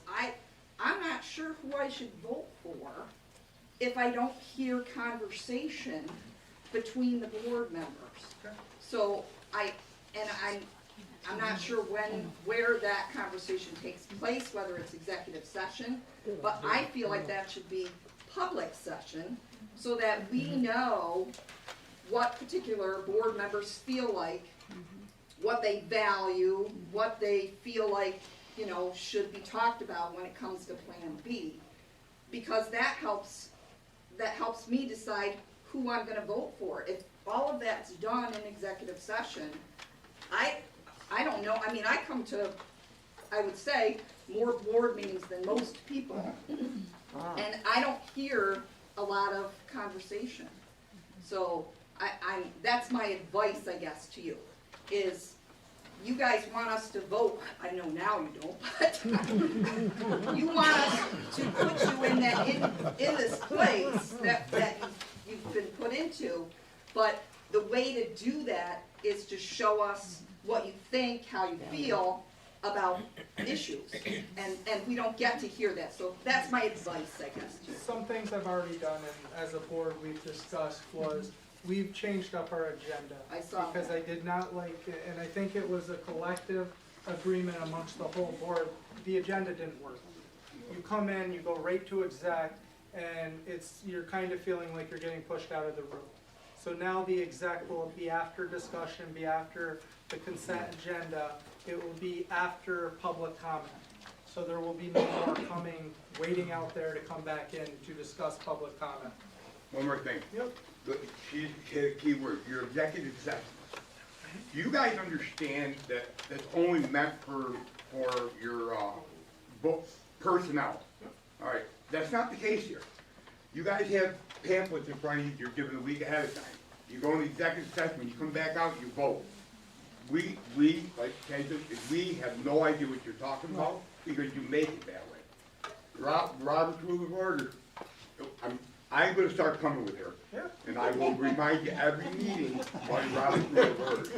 I will tell you, being my first year as the president and with new administration, we have been saying why we're going into executive session. I don't think that was past practice. Do you explain when you come out what you've done? No, you don't. We vote on it. I Yeah, mean, but what you you, want us to do. even if you talk about a person back there, you have to come out and tell us the results. And you don't. You don't have to tell us the person, but you have to tell us what you discussed back there. That, our taxpayers' right. And you, if you don't, I'll bring you Robert's Rule of Order so you all can read it and understand what your jobs are. I feel like that's hard for you guys to do, because when you're saying, hey, we're gonna, we feel like we need to, drop one of the gym teachers, and you're like, well, and we're so small here, we're like, well, it could be so. So I know you guys are in a bad spot to do that, but I think that, I don't know how to make that better, but I think he's got, I'm not sure that I'm agreeing with Chuck, but, Write it down. but especially if we're gonna come to the meetings together, but I do think that openness, and I did notice the agenda change, which I do appreciate that. I think that's a positive. It's together, it's not you and us, we're working together. 100%. Mr. Lang. Hey, thank you. Good evening. Thank you all for what you do and what you're attempting to do. And I think it's great that we have a lot of people here giving input, a lot of rabbit holes being exposed. And darn it, I'm kicking myself in the butt because I was going to make some notes. And I thought, I just want to make one major point, and it's in my head. And then I'm listening to what's going on, and I'm like, damn, now I kind of forgot that, but I'm listening. Kathy, I just want to respond to your thing about the board. I think sometimes, and this is not a criticism of the current board, but the personalities that are on the board can lead to more dynamic discussions that happen during the meetings. And Colleen and I can We always say dynamic. attest to that. Yeah. Nobody wants to be in this position. It's rotten that we are. I don't have any solutions, thankfully. You guys will come up with that, and input will help that. I think the point I wanted to make was that regardless of what we do, the school is going to remain the hub of the community. And it's difficult, the competitive landscape of attracting and keeping qualified personnel is tough. It'll be made even tougher if we gut the budget. I think we really have to be very careful about making some decisions that are going to affect us long term. We don't like what's proposed, get it. It's not going to be easy for anybody, and it'll be more difficult for some people in terms of absorbing the increase in taxes. But what's the alternative? The alternative is you're going to present something again, and then that's the plan B, and then the plan C, which is the worst case scenario, which would be that contingency budget, and you just erode that hub of the community. You're going to take away program, you're going to take away things that are going to impact the product that we have here. And the product that we have here is the K through 12 student. So we're not happy about it. I don't know what we do differently. Certainly bringing in your financial guy is a step in the right direction, and I think the board collectively, and I think probably the staff of the school will help in that regard in providing more input during the year and trying to get us to a better place. Stuff rolls downhill, and the wise people in Albany can't get their act together Why would we expect that we, at the end of the line, are going to be able to do any better with the not inequities, with the uncertainties of what's happening, facing us, you know, not knowing what our revenue is going to be. We all set the, I'm rambling, set the school budget aside for a moment and just think about your own personal budget and your own personal way of living. We know costs are going through the roof with just about everything we touch, right? Why would we expect it to be any different with the school? And yes, the population has dropped over time. You know, I mean, my own experiences, I think my son graduated in the year 2000 with a class of nearly 100 kids. You know, it's half of that now. But half of that doesn't mean half of the teachers, half of the buses, half of the rooms. You know, that's not how it balances out. So I'm out of words. I like to respond to you two about the dynamics of the board. Believe me, there's a lot of dynamics. And I can tell you, an executive session, a lot of questions, a lot of back and forth. The end result is what's the best for the school, in our opinion. Some conversations can be held in public though, like if it's not I agree. pertaining to an individual personnel or an individual situation that's not public knowledge, maybe having it in public would give that openness that some of the community members feel like they haven't had recently. No, and we've also done things such as have a board retreat with the school attorney to help us along the way throughout this year. And it's all with growing. And I can't thank the board enough for the support, but it's not an easy job. And like I said, the past is the past. I'm hoping to move us in a better direction for the future. How about money from the gambling, from the lottery? I see we give $8 billion. Where's that coming from? What's Part of the school. It's What's part of that? state aid. So they give it to you in this hand and take it away in this hand, right? I mean, I think that, I mean, I know a lot of people in this district, and we always talk about, especially with Mr. Fellio on the board with us, what the district can bear. In other words, what financial burden can they bear? So I think that the board would do wise to always think about that. What can our district, we're a poor district. It is what it is. But we've always had very good students. We've also had very good teachers. And while I looked at all the county schools, our school is #1 as far as graduation rate, 97%. And most of the schools don't even get up into 90%. So we are a good school.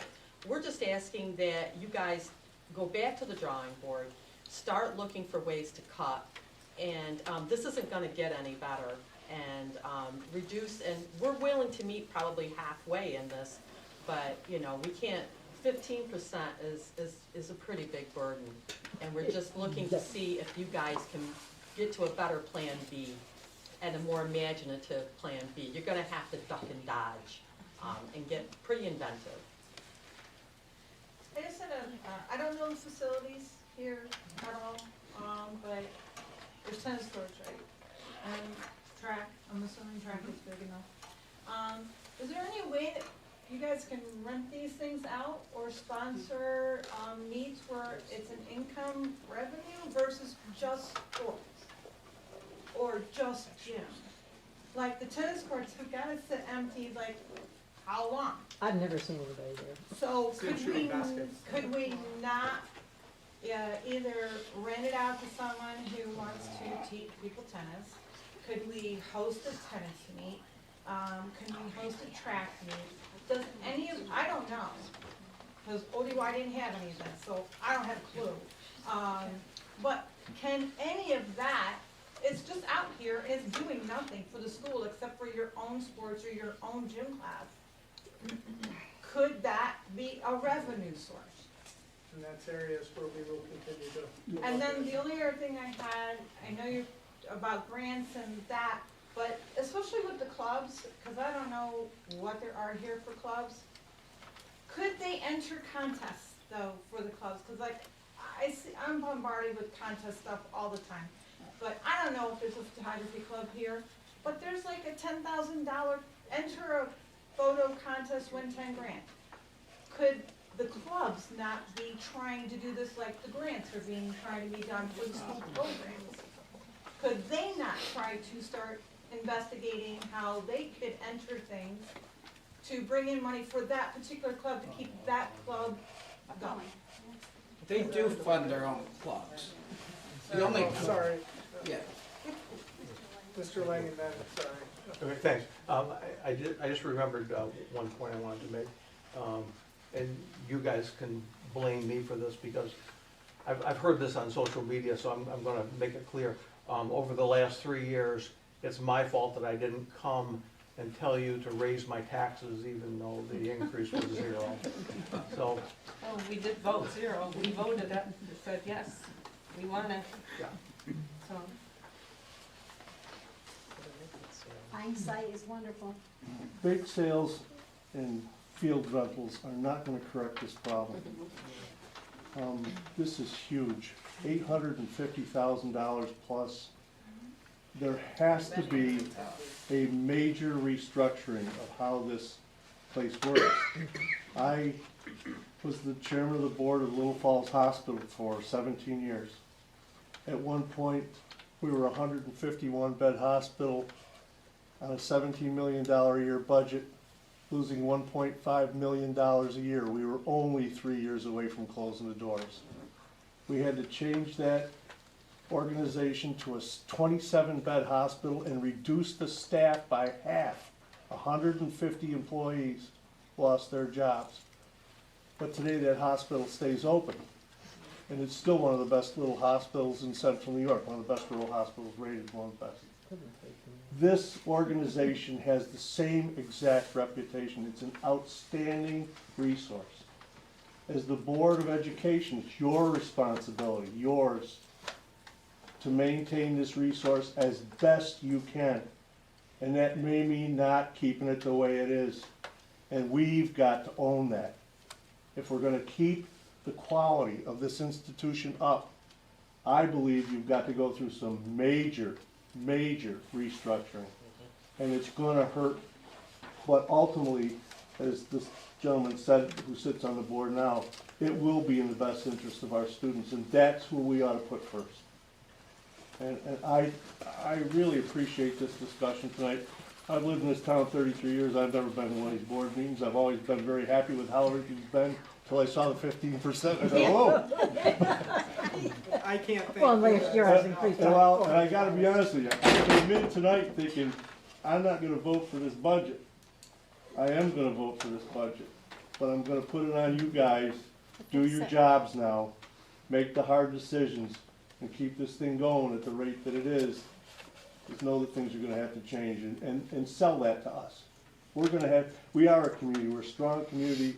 We need to back whatever you guys do, but you've gotta do your work now. I appreciate it, thank Yeah. you, sir.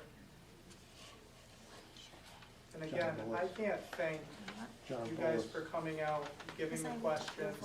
Please, if more questions come up, call the district office.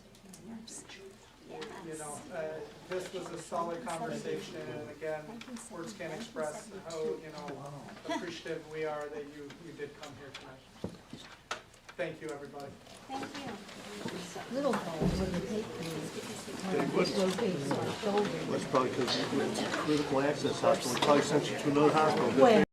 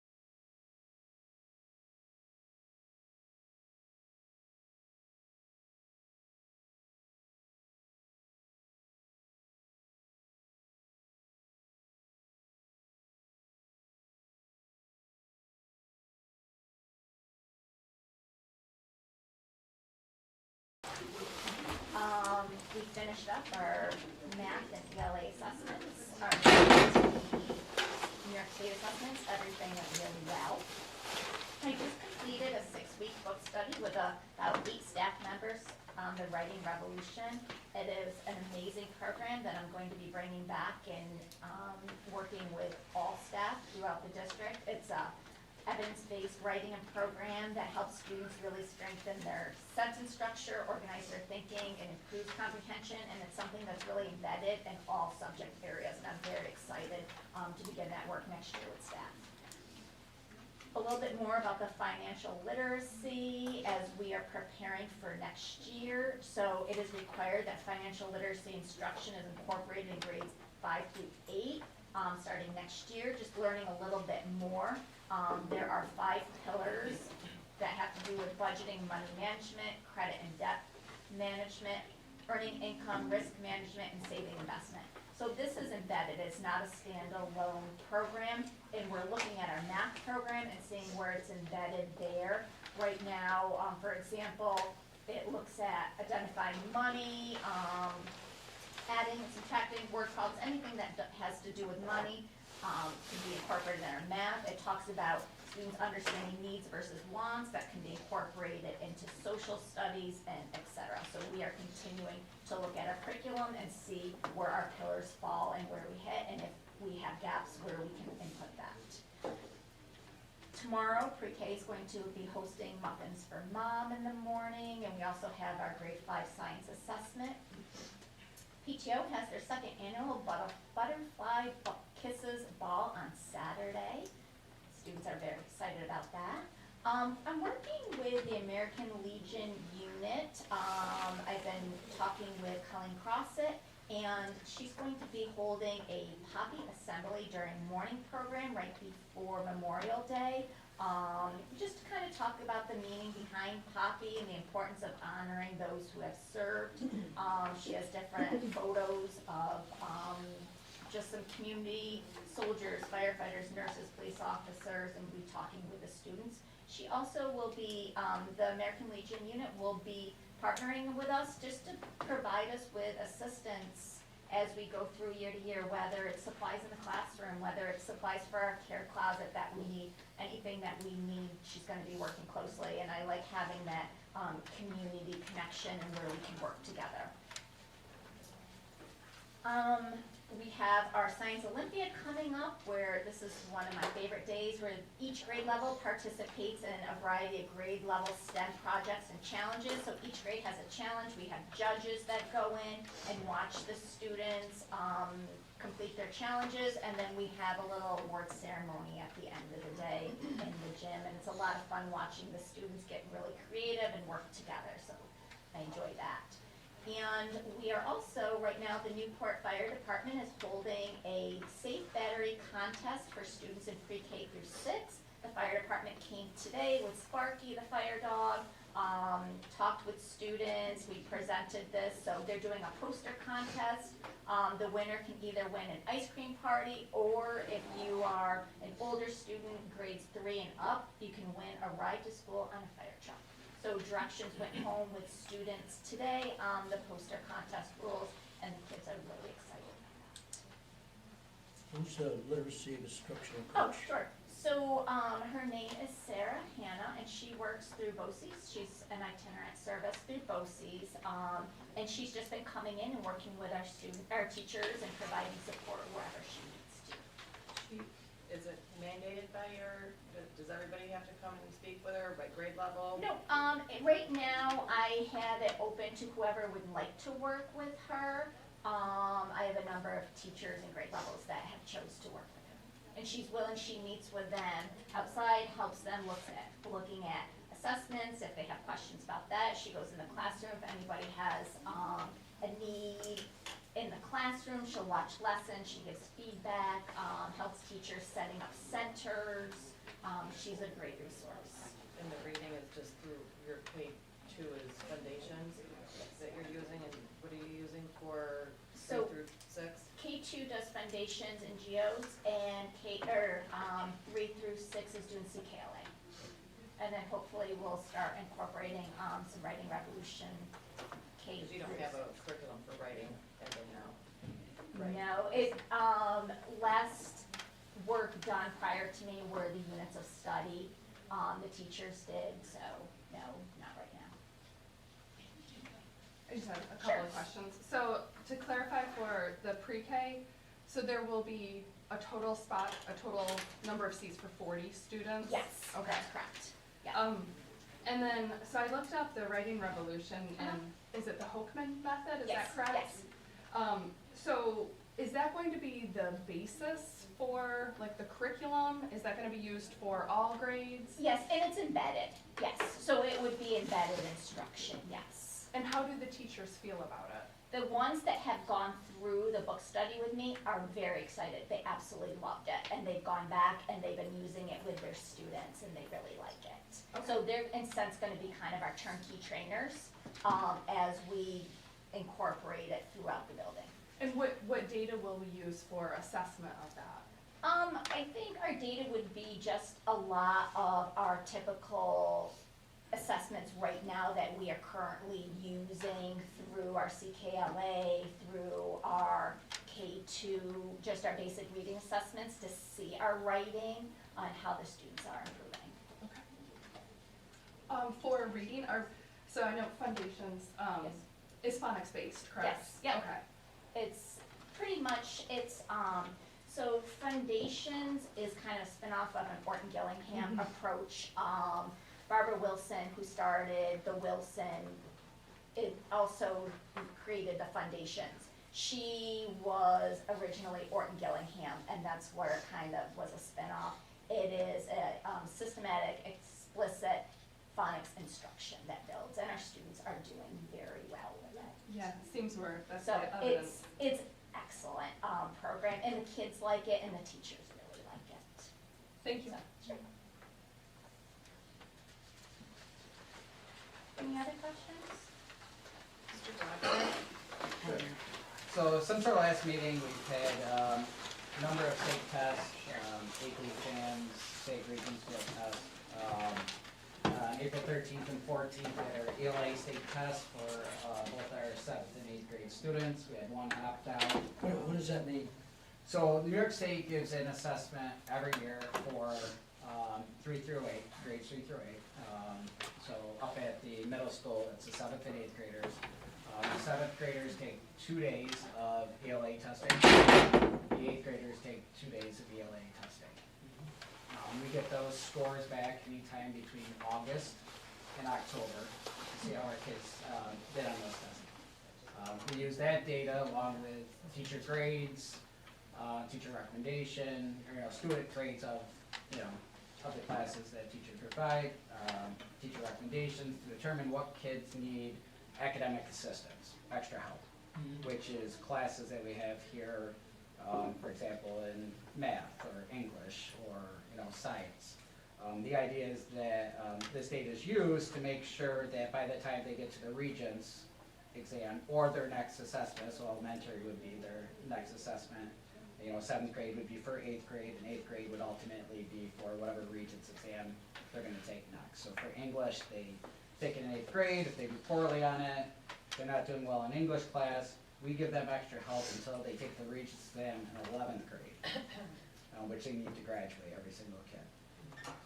They take that exam and they get help all the way through to make sure they're successful on that exam. So we have that in both English and math for 7th and 8th grade. And we've done both of those so far. Tomorrow is our 8th grade science assessment. So every 8th grader will come take a test from about 7:45 anywhere to probably noon. They'll take the exam, we have teachers proctor it.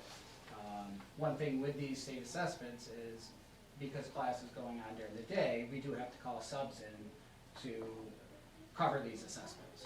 We don't have enough staff to give the assessment and to teach our classes at once. So to keep school open, we ultimately have to call out additional people in to help with these. So that is a cost that the state, when you talk about unfunded mandates, ultimately a small school like this, it's very difficult to test without adding additional cost for those tests. Can you explain it to me? You have to call in.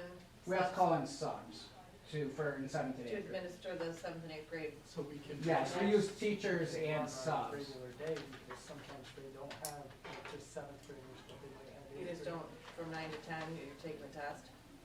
We Yeah, still well, have to from, do it's it. 7:40 until probably 10 to, technically I have unlimited time to take it. But our seventh grade teacher may also teach 12th grade. So they can't, you know, and they get planning Doesn't periods. make sense to And me. I'll think about it later. Yeah. I could show you a schedule if I'd you like to, want. it's so just you I'm can not just- seeing it. Yeah. I don't know why you'd have Well, to if call and the- help to get one test to. Yeah, like if the 60 eighth graders kids. are in math, science, social studies, and ELA during those, You during just don't that have those 7 to classes that day. 12:30, and they're not having those classes because they're in a test, what are those teachers doing? No, those teachers are proctoring. So if you have a seventh grade test and you're a seventh grade teacher, during your seventh grade teaching class, you are proctoring. Right. The problem is we have 4 test rooms for 50 kids because of special ed services, again, unfunded Yeah, mandates. so if it's, It's a nightmare to schedule. if it's English language arts, Yep, 7th grade, yep. they take their test during their class. No, they take it longer than class because their class is 38 minutes. So that's what I was gonna say, so, So they take it during that class, they take it during another class, they take it, and. as- continuously, you don't make them stop and get up. No, and they go. don't stop, so they continuously do that, but they might go from English to math to social studies. However, the teacher may be teaching, the same teacher who teaches seventh grade science also teaches eighth grade science. So if he's teaching eighth grade during the seventh grade class, then he can't proctor a seventh grade Well, class. I'd love to see a schedule, just to wrap my brain around it, thank you. Yeah, I can Sorry. show you. It's a lot of work. It takes me several hours just to figure out the puzzle and try to get enough people. And also there's days where I'm in proctoring. Mr. Sinnen has been in rooms helping just to try to make it work. Okay. They do the same thing with regions exams. This year they're doing a English regions and a Algebra 2 regions on the 9th and 10th of June, which are class days. We have a full day of classes going on. Not only do we have to find people, we also have to find rooms for these kids to take exams. Special ed kids, we get time and a half. There have been students in the past who get multi-day testing. So you could have 6 hours to take a Regents exam. We need to have somebody who's teaching nothing for 6 hours to proctor that exam. So these are things that have changed from the years past, where you see increased costs and expectations on administration and just schools altogether. Your bigger schools during Regents Weeks tends to close down and just operate the testing. Right. We don't have that option because we're all in one, so January is a nightmare to administer, you might administer 100 tests, 138 tests, I think. and you're trying to. During regular on a school regular days. day. So, and when you get testing accommodations of reading the test or a quiet location, it really spreads you thin across the district. Or even individual testing. There could technically, I have one student tomorrow that has to be in a room alone, taking the test, 2 adults. So 2 adults, 1 kid, for a test. So it is difficult, it's costly, and it takes up a lot of support. You know, the teachers are in there, they're covering. We call additional staff in, we have our TAs covering, we have students who get test read, we have kids who have extra time, we have kids who get to read out loud during the test. We have kids that get speech to text, where they literally speak, and you can't have a kid doing speech to text next to a kid, because he's giving all the answers, or she's giving all the answers. So And you there, just have any trouble with the technology, logging on and? no, so we're pretty lucky with the technology, especially on our end, because we start at 7:40. Most schools don't even start school by then, so we're on the system and stuff before then. The only technology problem I had this year is Text-to-speech was down, the people kicking them off Couldn't log in. every year. And Yeah. the state pays this company a lot of money for this testing, and they haven't fixed it in 3 years. And even these field tests, I gave 2 Regents exam field tests today, one in geometry and one in US history. Those tests have to be shipped out to Iowa to be graded. Not New York, to a company in Iowa. So you have all these big companies that are creating these tests, Meritech, Pearson, Nextera, all these things going on in the background, and very time consuming. You need a lot of staff to get these exams every time they're given. So, you know, that's really largely what I've been working on since the last board meeting. We have AP exams, we had 2 already. We have one Wednesday and one Thursday this week. Again, those tests, you need 2 people to come in. And with an AP exam, if you've ever taught English ever in your life, anywhere, you cannot proctor an English AP exam. You cannot be in the room. I taught US history, so I cannot walk in the US history room when they're getting the AP exam. There's a lot of rules, regulations. There's training that has to go for every proctor for every exam, both AP. We have a good group of retired subs that help me out every year. They're getting older and older, and you know, eventually they're going to tell me no, and I'm not going to have any idea what to do at that point as far as who's going to proctor these exams. So that's been the last few weeks, but since the board meeting. Good things, you know what I mean? We had the mock fatal at Poland on May 1st. We sent up a little over 100 students to Poland to see the crash, the medics, and the day before the prom. Just kind of teach them about like the dangers of drinking and driving, what happens in an accident, and all of those things. You know, thank Poland for that. Mr. Kerr and the SROI are working together very closely to get these things going, and generally we swap. So next year, ideally, you have it here next year. and we allow any student going to the prom and every 11th and 12th grader to go to that. So that was a very, very good thing. Kids enjoyed it, but also learned a lot about, you know, kind of scared them into being a little bit more responsible. You agree? Yeah. I agree. I saw tons of tears, me included.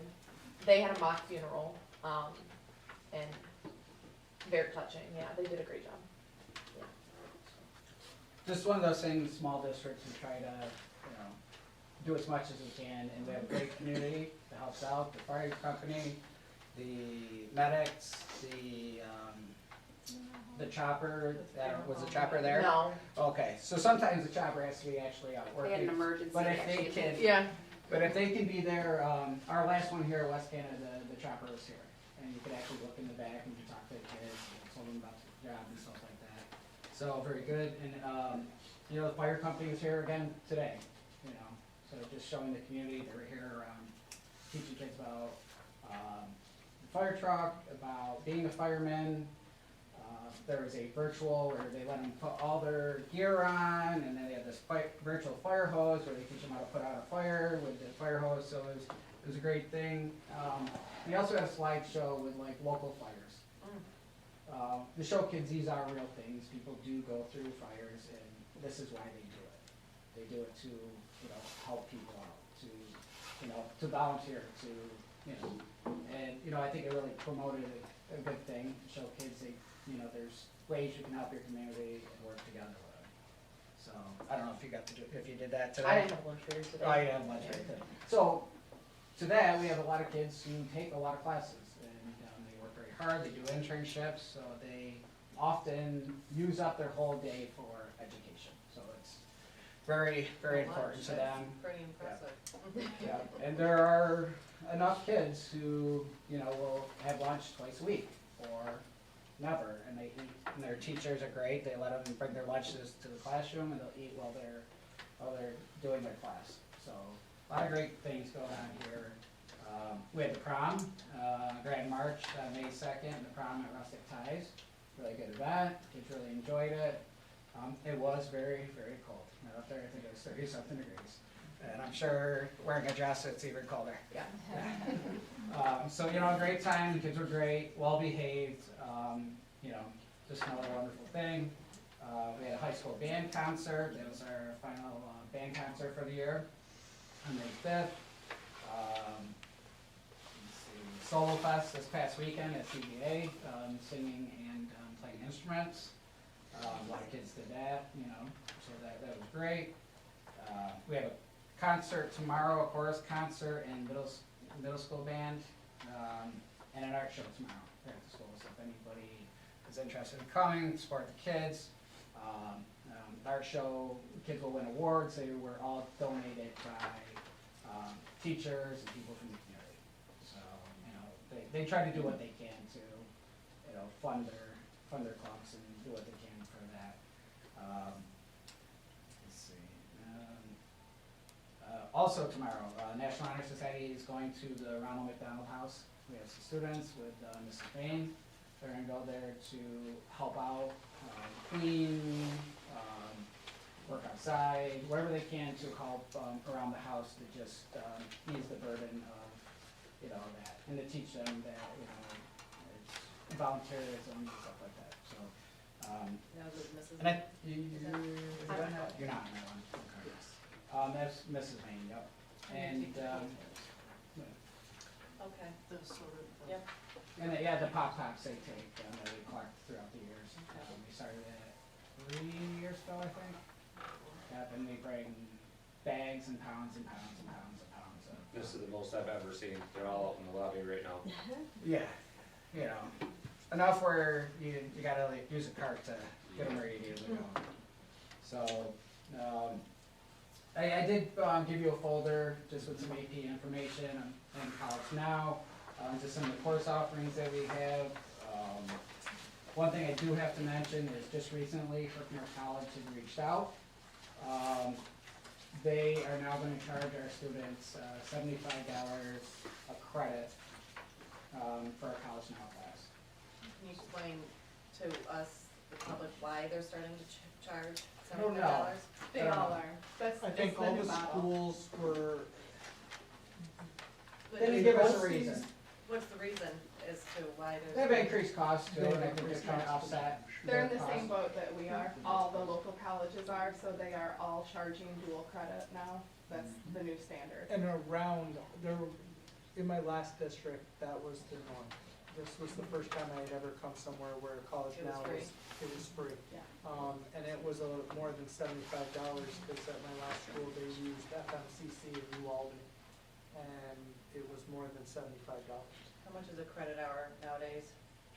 $225 at Herkimer is I think what they charge you if you're a New York State So resident. it's a Every college. It's a reduced cost, yeah. But somebody like Katie who takes a lot of College Now classes, it might be an extra $750 to $1,000 a semester. You got out at a good So- time. I know. Yeah. It might cost like Katie's a very good student, she takes a lot of classes, it might cost her family $1,000 to $1,500 almost, a year. There is a savings on that when Yes, she I was goes just to gonna say, I college, know a that huge will cut off a savings. lot more because with those credits, I could take off a whole semester, which is in turn, $15,000. Yeah. Right, yeah. So, but it will be a big hit for our community. We have a lot of kids who do take those courses who may not be able to afford, $750, $1,000 to take, and they may have to pick and choose what courses they want. Have you talked with Herkimer about, is that aidable for them? We have not, but I don't We think are you can get looking at the financial aid BOCES, if you're City currently in school. BOCES has a coaster that we are looking at, but that would give aid on some of the teacher salaries. So we are looking in, but that's an added cost up front to be able to get the aid. But it wouldn't be an aid to a student. It would wouldn't be an directly aid to the school student, it would for be an the aid teacher. to the district. Right. And I think that was one of the starting points of why colleges realized when teachers, if you get aid on the teacher's salary, the curriculum is the colleges. So Correct. they're going Yeah. to need, Yeah. yes. It's interesting that Herkimer is charging the student. That's not the model that many colleges use for dual credit. Often they charge the school. So Well, this don't is tell the, them. this is the model that they proposed, so Yeah, we're but waiting in for that. Oneida County, most of those schools, the school pays the dual credit. So, and And this is all areas that's new because Herkimer's never done this up to this point, so. I don't think they care where they get the money from, they just pop their money. So whether the school pays it, or the student pays it, they're just expecting it's $225 to $300 a class. There are 4 credit classes and 3 credit classes that we offer. And if you look at, I don't know if they can't see this, but there's a chart here. Color coded, English, language comp, it's AP, so there's no college now for that one. But if you look down to the next one, AP, English, Lit, and comp, it's actually English 111 and English 112. And it's 3 credits in the fall, 3 credits in the spring. So it's 6 credits times $75. So that would be just for that class in a year. And if we look at this, we have Lit and comp, we go to, I just cross the numbers and share them, but Lit and comp, our projection is that 23 students would be taking that next year. I anticipate once we receive something from Herkimer College that we can share with the parents regarding cost, I can see that number substantially decreasing just because of that. One thing, have you looked to make sure that the College Now courses that we're offering here are transferable at most 4 years?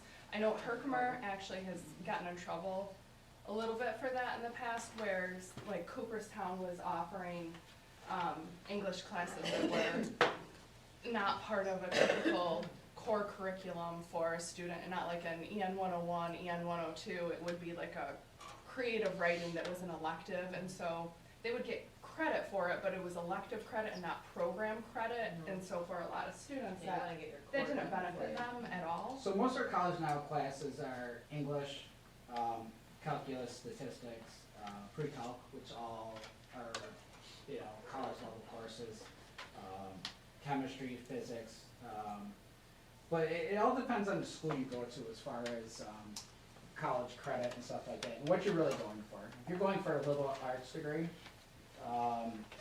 you'll be able to use a lot of these credits. If you're going for engineering, if you're going for a special field often, they may give you credits, but you still have to take all of their classes that are required. But I would say we have a SUNY system here, and I would stick with that SUNY system, which is what, Herkimer County Community College, MVCC, those local, the SUNY schools, all have SUNY mandates that are Englishes for like EN 101, EN 102, they have to be seamless transfer. So that's an easy check that we can do. Sure. Absolutely. I am somebody who has to evaluate transfer credit when I get stuff like this at the So college which one of these level. would you take? So it depends on what the outline is, the course outline for these College Now classes are. I would think, It's the same outline as Herkimer's. right, So but it and depends on 101. what number theirs is and their course description for that. Yeah. So you'd wanna be looking at SUNY transfer pathways, which is, like, that's our seamless transfer, to make sure that the Englishes that these are here are not gonna be like, Remedial class type deal where it's just you're taking the credit. that, that you or, so I see this from Cooperstown a lot, where it's like a creative writing class, and the kids think that they're getting EN 101 credit for it, and they're not. Yep. And it sets them back. They think they have this college credit, but it's not So counting for we'll them. follow up with our counselors and make sure when we're having these conversations that these are transferable. I can follow up with you too, just because we keep it system. Yeah. We don't, Just, we don't have the access to counselors. what you just said. They'll, Yeah, they'll. I'm happy. That I know of. I can I'm happy. just say, yeah, I'm gonna give it to the counselors and just make sure that we're.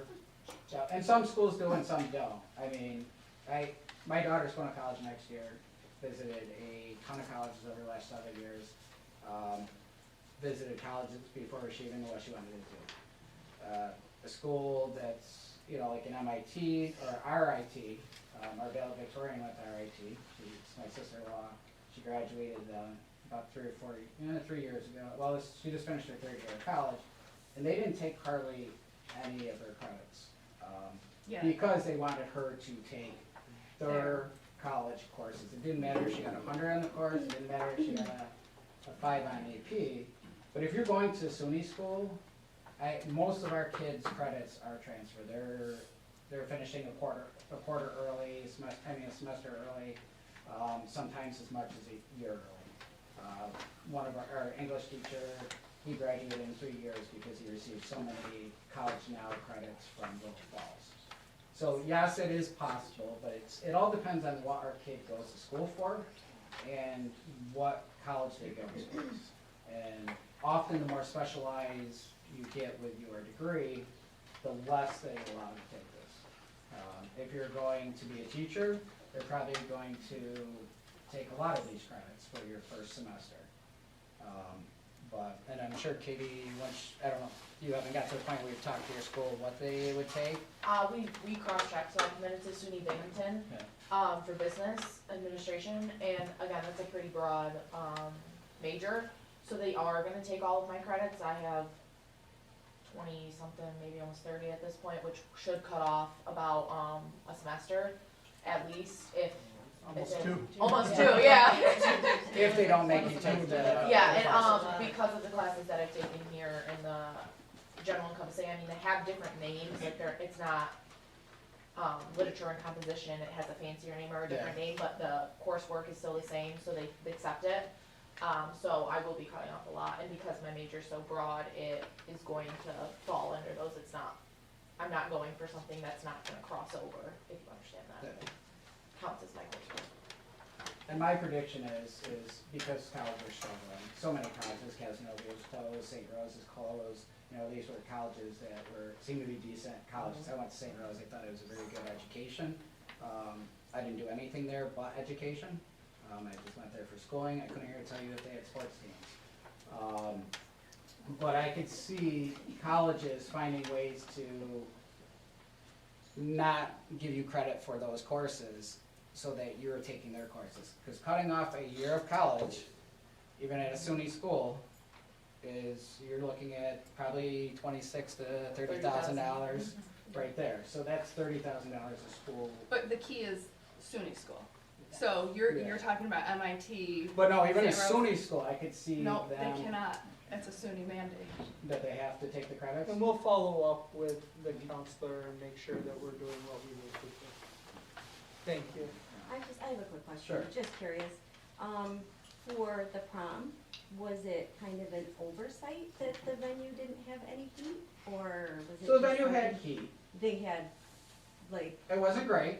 Because they've never had heat there, ever, and I was wondering if the new owners had put heat in, and then some of the kids were like, no, we have the kerosene, that's not heat.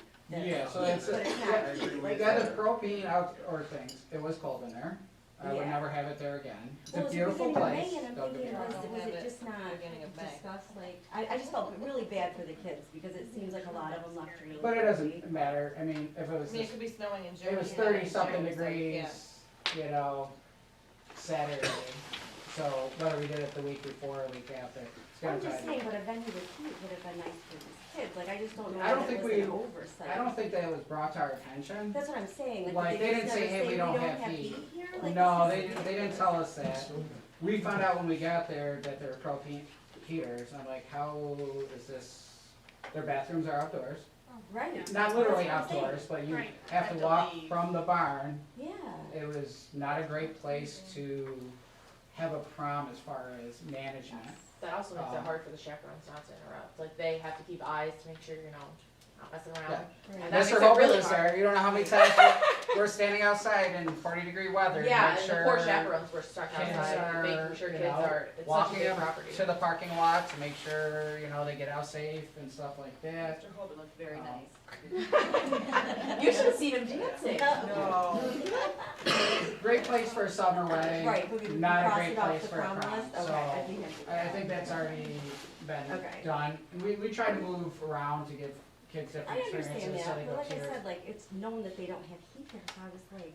I didn't know that. I've never been there. I didn't know anything about the place. Nowhere online does it say we don't have Yeah, they heat. have a lot of proms there. Yeah, they had a prom there the week before us. So I couldn't imagine the way the weather's been bouncing, I can't remember if it was warm or not. But when I left there, I think it was 36 degrees. Yeah. Yep, so, yeah, it was cold, I and just it feel bad wasn't, the kids didn't get to really. wasn't definitely something that we knew about. And so Yeah. we got there, and I think Mr. Saris and I opened the door and goes, oh, okay. Just as cold inside as it is. Yeah, probably and I don't think they turned the heat on until 5 minutes before we got there, so it wasn't like, they had warmed up the place. And it's big barn doors, Yeah. and you can see cracks in the walls, so it's not insulated, it's not, so, very beautiful, but it was cold. But I think the kids had a good time, I'll be honest with you. So many kids wanted to go stand outside because they were hot, for dancing. So I'm standing, they're out there going like this, and I'm like trying to tighten up my jacket, so. Yeah, I wouldn't recommend it to really any school for purely security, safety reason, just, cause there's a bunch of entrances, it's dark around the facility. Great for wedding if you're adults, like, it'd be a wonderful place in the Summer. summer. Midsummer. So. Any other questions, high school, middle school? I know I kinda rambled on about testing a lot. That's a good thing. Okay, what are the goggles for? Oh, I noticed. So it's kids wearing a, goggles. This is, I hope you described this well, because there's some people with issues, like, on Facebook that I've Yes. seen really having an issue with it, so maybe you can give it a. So there's a couple different names, Senior Splash and Senior Assassin. Senior Splash is a little bit more friendly. Yeah. It basically is for seniors. It's kind of like a last, tribute thing to your childhood before, you go off, you separate from your college, or from your high school, and you go off into the real world. It's an app and a new trend that kind of has come around in the past couple of years. There's an actual app that everyone joins that wants to. There's like a room code, and you all get a target that you're supposed to get out. And a way to get them out is with like a little water gun, or even if you don't have a water gun, you can just like splash water on them. Goggles give you protection, so they can't get you out, and so do floaties. But then rules are established, like you cannot get someone inside the school, you cannot get someone during school hours, you can't go inside someone's house or on their property like without permission. So there's a lot of like safety reasons. Driving or doing it while driving in a car, strictly prohibited. The app like can tell when you're driving and like won't let you open the app, even if you're in a car riding. So it's more of an experience for all the seniors to get like a last hurrah when the weather turns nice before graduation. To kind of celebrate together and get some fun out of it safely, as long as it's, done safely, which I haven't seen many problems. Goggles, and I'm like, okay. so just to be Fashion clear, statement. this is something the seniors put together outside of school. They have been great and responsible. I haven't had any issues inside of school. There's been no water issues. Olivia, my daughter, she seems super excited about it. Anytime our kids can have fun with each other and be excited about it, I think we should commend them for that.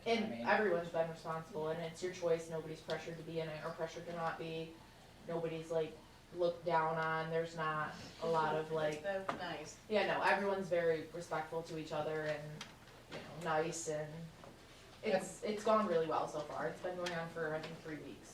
And it's nationwide. It's not. Yeah, it's not just here. It's all over. Yeah. Yep. Because there's a specific app for it. Literally get an app store. Next on the agenda. The motion to accept the consent agenda. Any questions? Elise first. Ed second. All in favor? All in favor, motion passed. Discussion items. Okay, so discussion items first, I'd like to thank everybody, thanks for everybody that showed up tonight for the budget presentation. I know times are tough, and I know that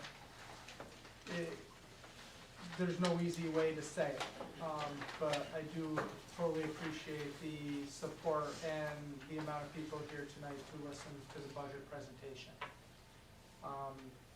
Also, moving forward, if the budget were to get voted down, we would have another board meeting prior to any budget being presented where we would have full conversations to discuss areas that we could see having to cut moving forward.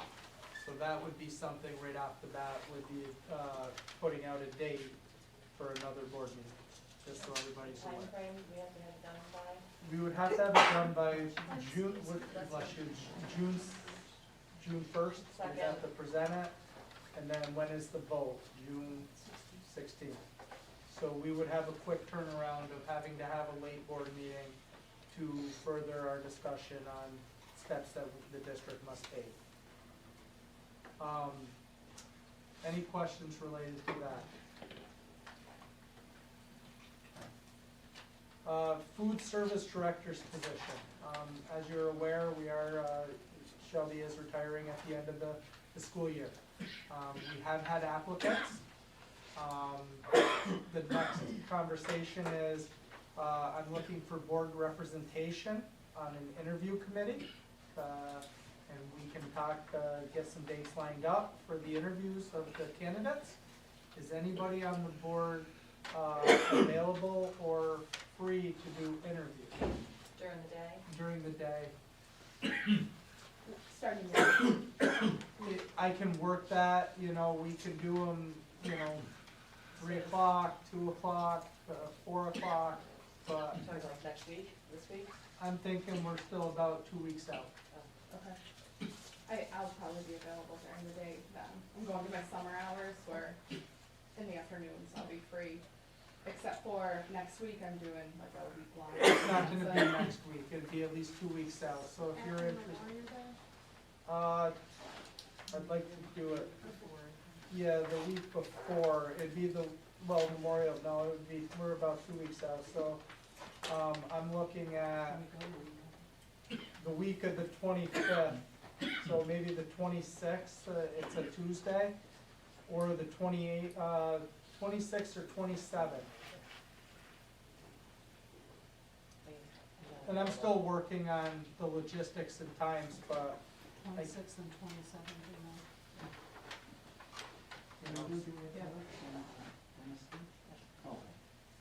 so what I can do is I'll send out an email, we'll get whoever's interested, 1 or 2 board members, Mr. Schatz, Shannon, if you guys are interested, I'll send out some dates and times, and you let me know it works before I call and set up those interviews. But I was very pleased. I'll help out if we actually need someone. Okay. Will you be serving any food or anything like that? You bring We don't have a budget for that. Tell them to bring a sample if they want to be hired. So that's, I was very pleased to see that we did get some applications, because we had discussed, we had discussed the option of using BOCES as if we didn't get applications, but I feel with 6 candidates that we should be able to find somebody to, they aren't gonna be able, Shelby has big shoes to, this person's have, some big shoes to fill, so. The other thing, the last thing does anybody have any questions on the food service? No. Okay, the next thing I have to discuss is the end of the year and important dates. We come to May and it becomes a dead sprint to the finish line. Dates are gonna change, we have games getting canceled, games getting made up. Please always go to the district calendar, the district website. We try to keep that as up to date as possible. When there's so many moving parts in a district, it gives you that one place that will give you the accurate dates and times. We have starting on May 19th from 12 to 8 is the annual budget and school board election. And I just threw just a few in here. Friday, May 22nd, we're giving back the snow day in case we don't have to use it from now until the 22nd, so let's hope it doesn't snow. Or lose power. I would bet on power instead of snow at this point. Monday, the 25th is Memorial Day. School is out of session. Tuesday, June 9th is the ELA Regents. June 10th is the Math Algebra 2 Regents. June 11th, 5 p.m. is the honor ceremony. And then June 16th is the last day for middle and high school students. 25th, 17th through the 25th is Regents exams. June 17th at 5 PM will be our athletic banquet in the gym. June 19th is Juneteenth. District's closed. June 23rd is the last full day for elementary. The 23rd is also UPK moving up. June 24th is sixth grade moving up at 9:30. And Saturday, June 27th is high school graduation in the auditorium at 10 a.m. Ms. Goranchek, does it seem like it's right around the corner? It does. I'm Right? excited. It goes a lot quicker right now, Yeah, so. yep. So please, from a district standpoint, if you have questions, if you have any questions on calendar events, things like that, check the website, or you can always call the district office. That's all I have, so thank you. Okay, next on the agenda, we have our public comments. We welcome public comments that are related to the agenda. We ask that you be respectful of time. We ask that you state your name and where you live. Please remember you cannot identify specific staff, student, personnel, or board persons. If you need to address a specific situation, we ask that you contact the superintendent directly. Thank you. Any questions from the audience? I have a question. Erin Roberts, Newport, New York. Do you always include board members now when you're interviewing, or just like the administrative or the, I mean, Since used to be principal, superintendent?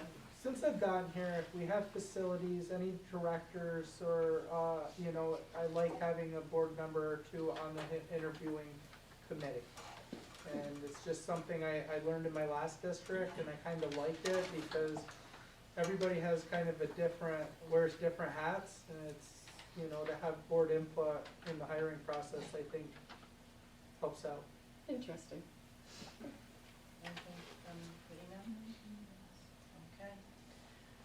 A motion to enter executive session to discuss the review and appointment of employees, contract negotiations involving the WCD Teachers Association, and reviewing of individual terms and conditions of employment contracts. Janine first, Ed second, all in favor?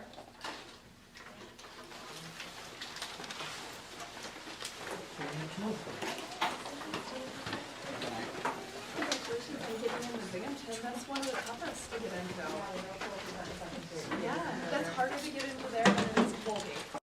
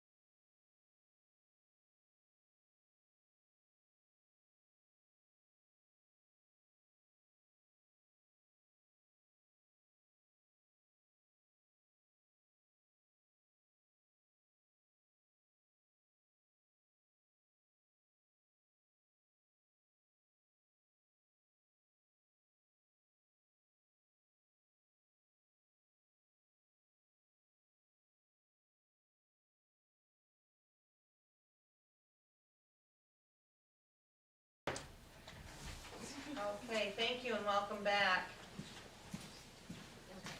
Next on our agenda, we have action items, starting with personnel report. I have a motion to accept the resignation of Carol Leon, bus driver, full-time for the purpose of retirement, effective June 30th, 2026.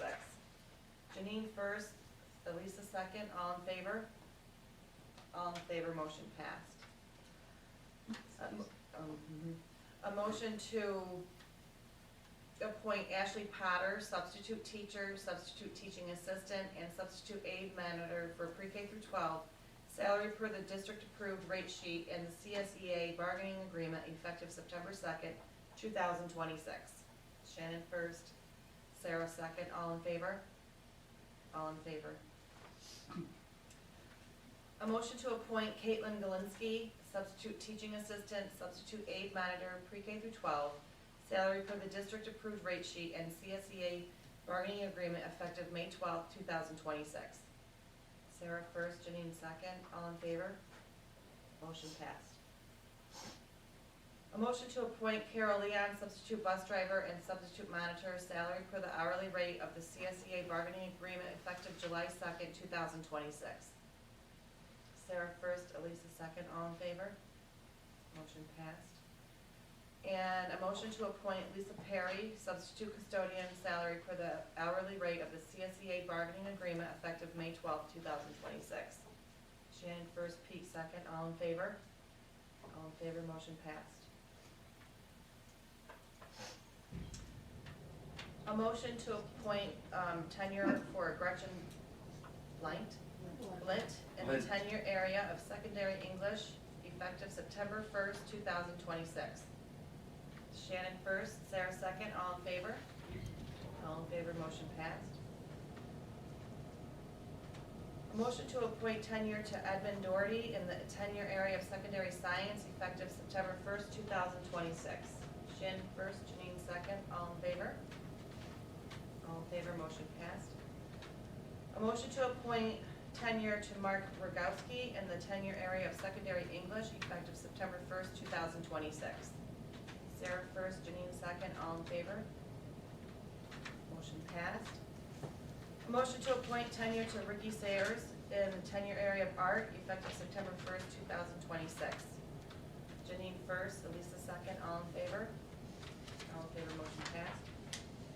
And good. Okay, a motion to approve the resolution for the senior drive your tractor to school day, which is June 12th, 2026. Shannon first, Sarah second, all in favor? Motion passed. Do we have anybody that's applied yet for the?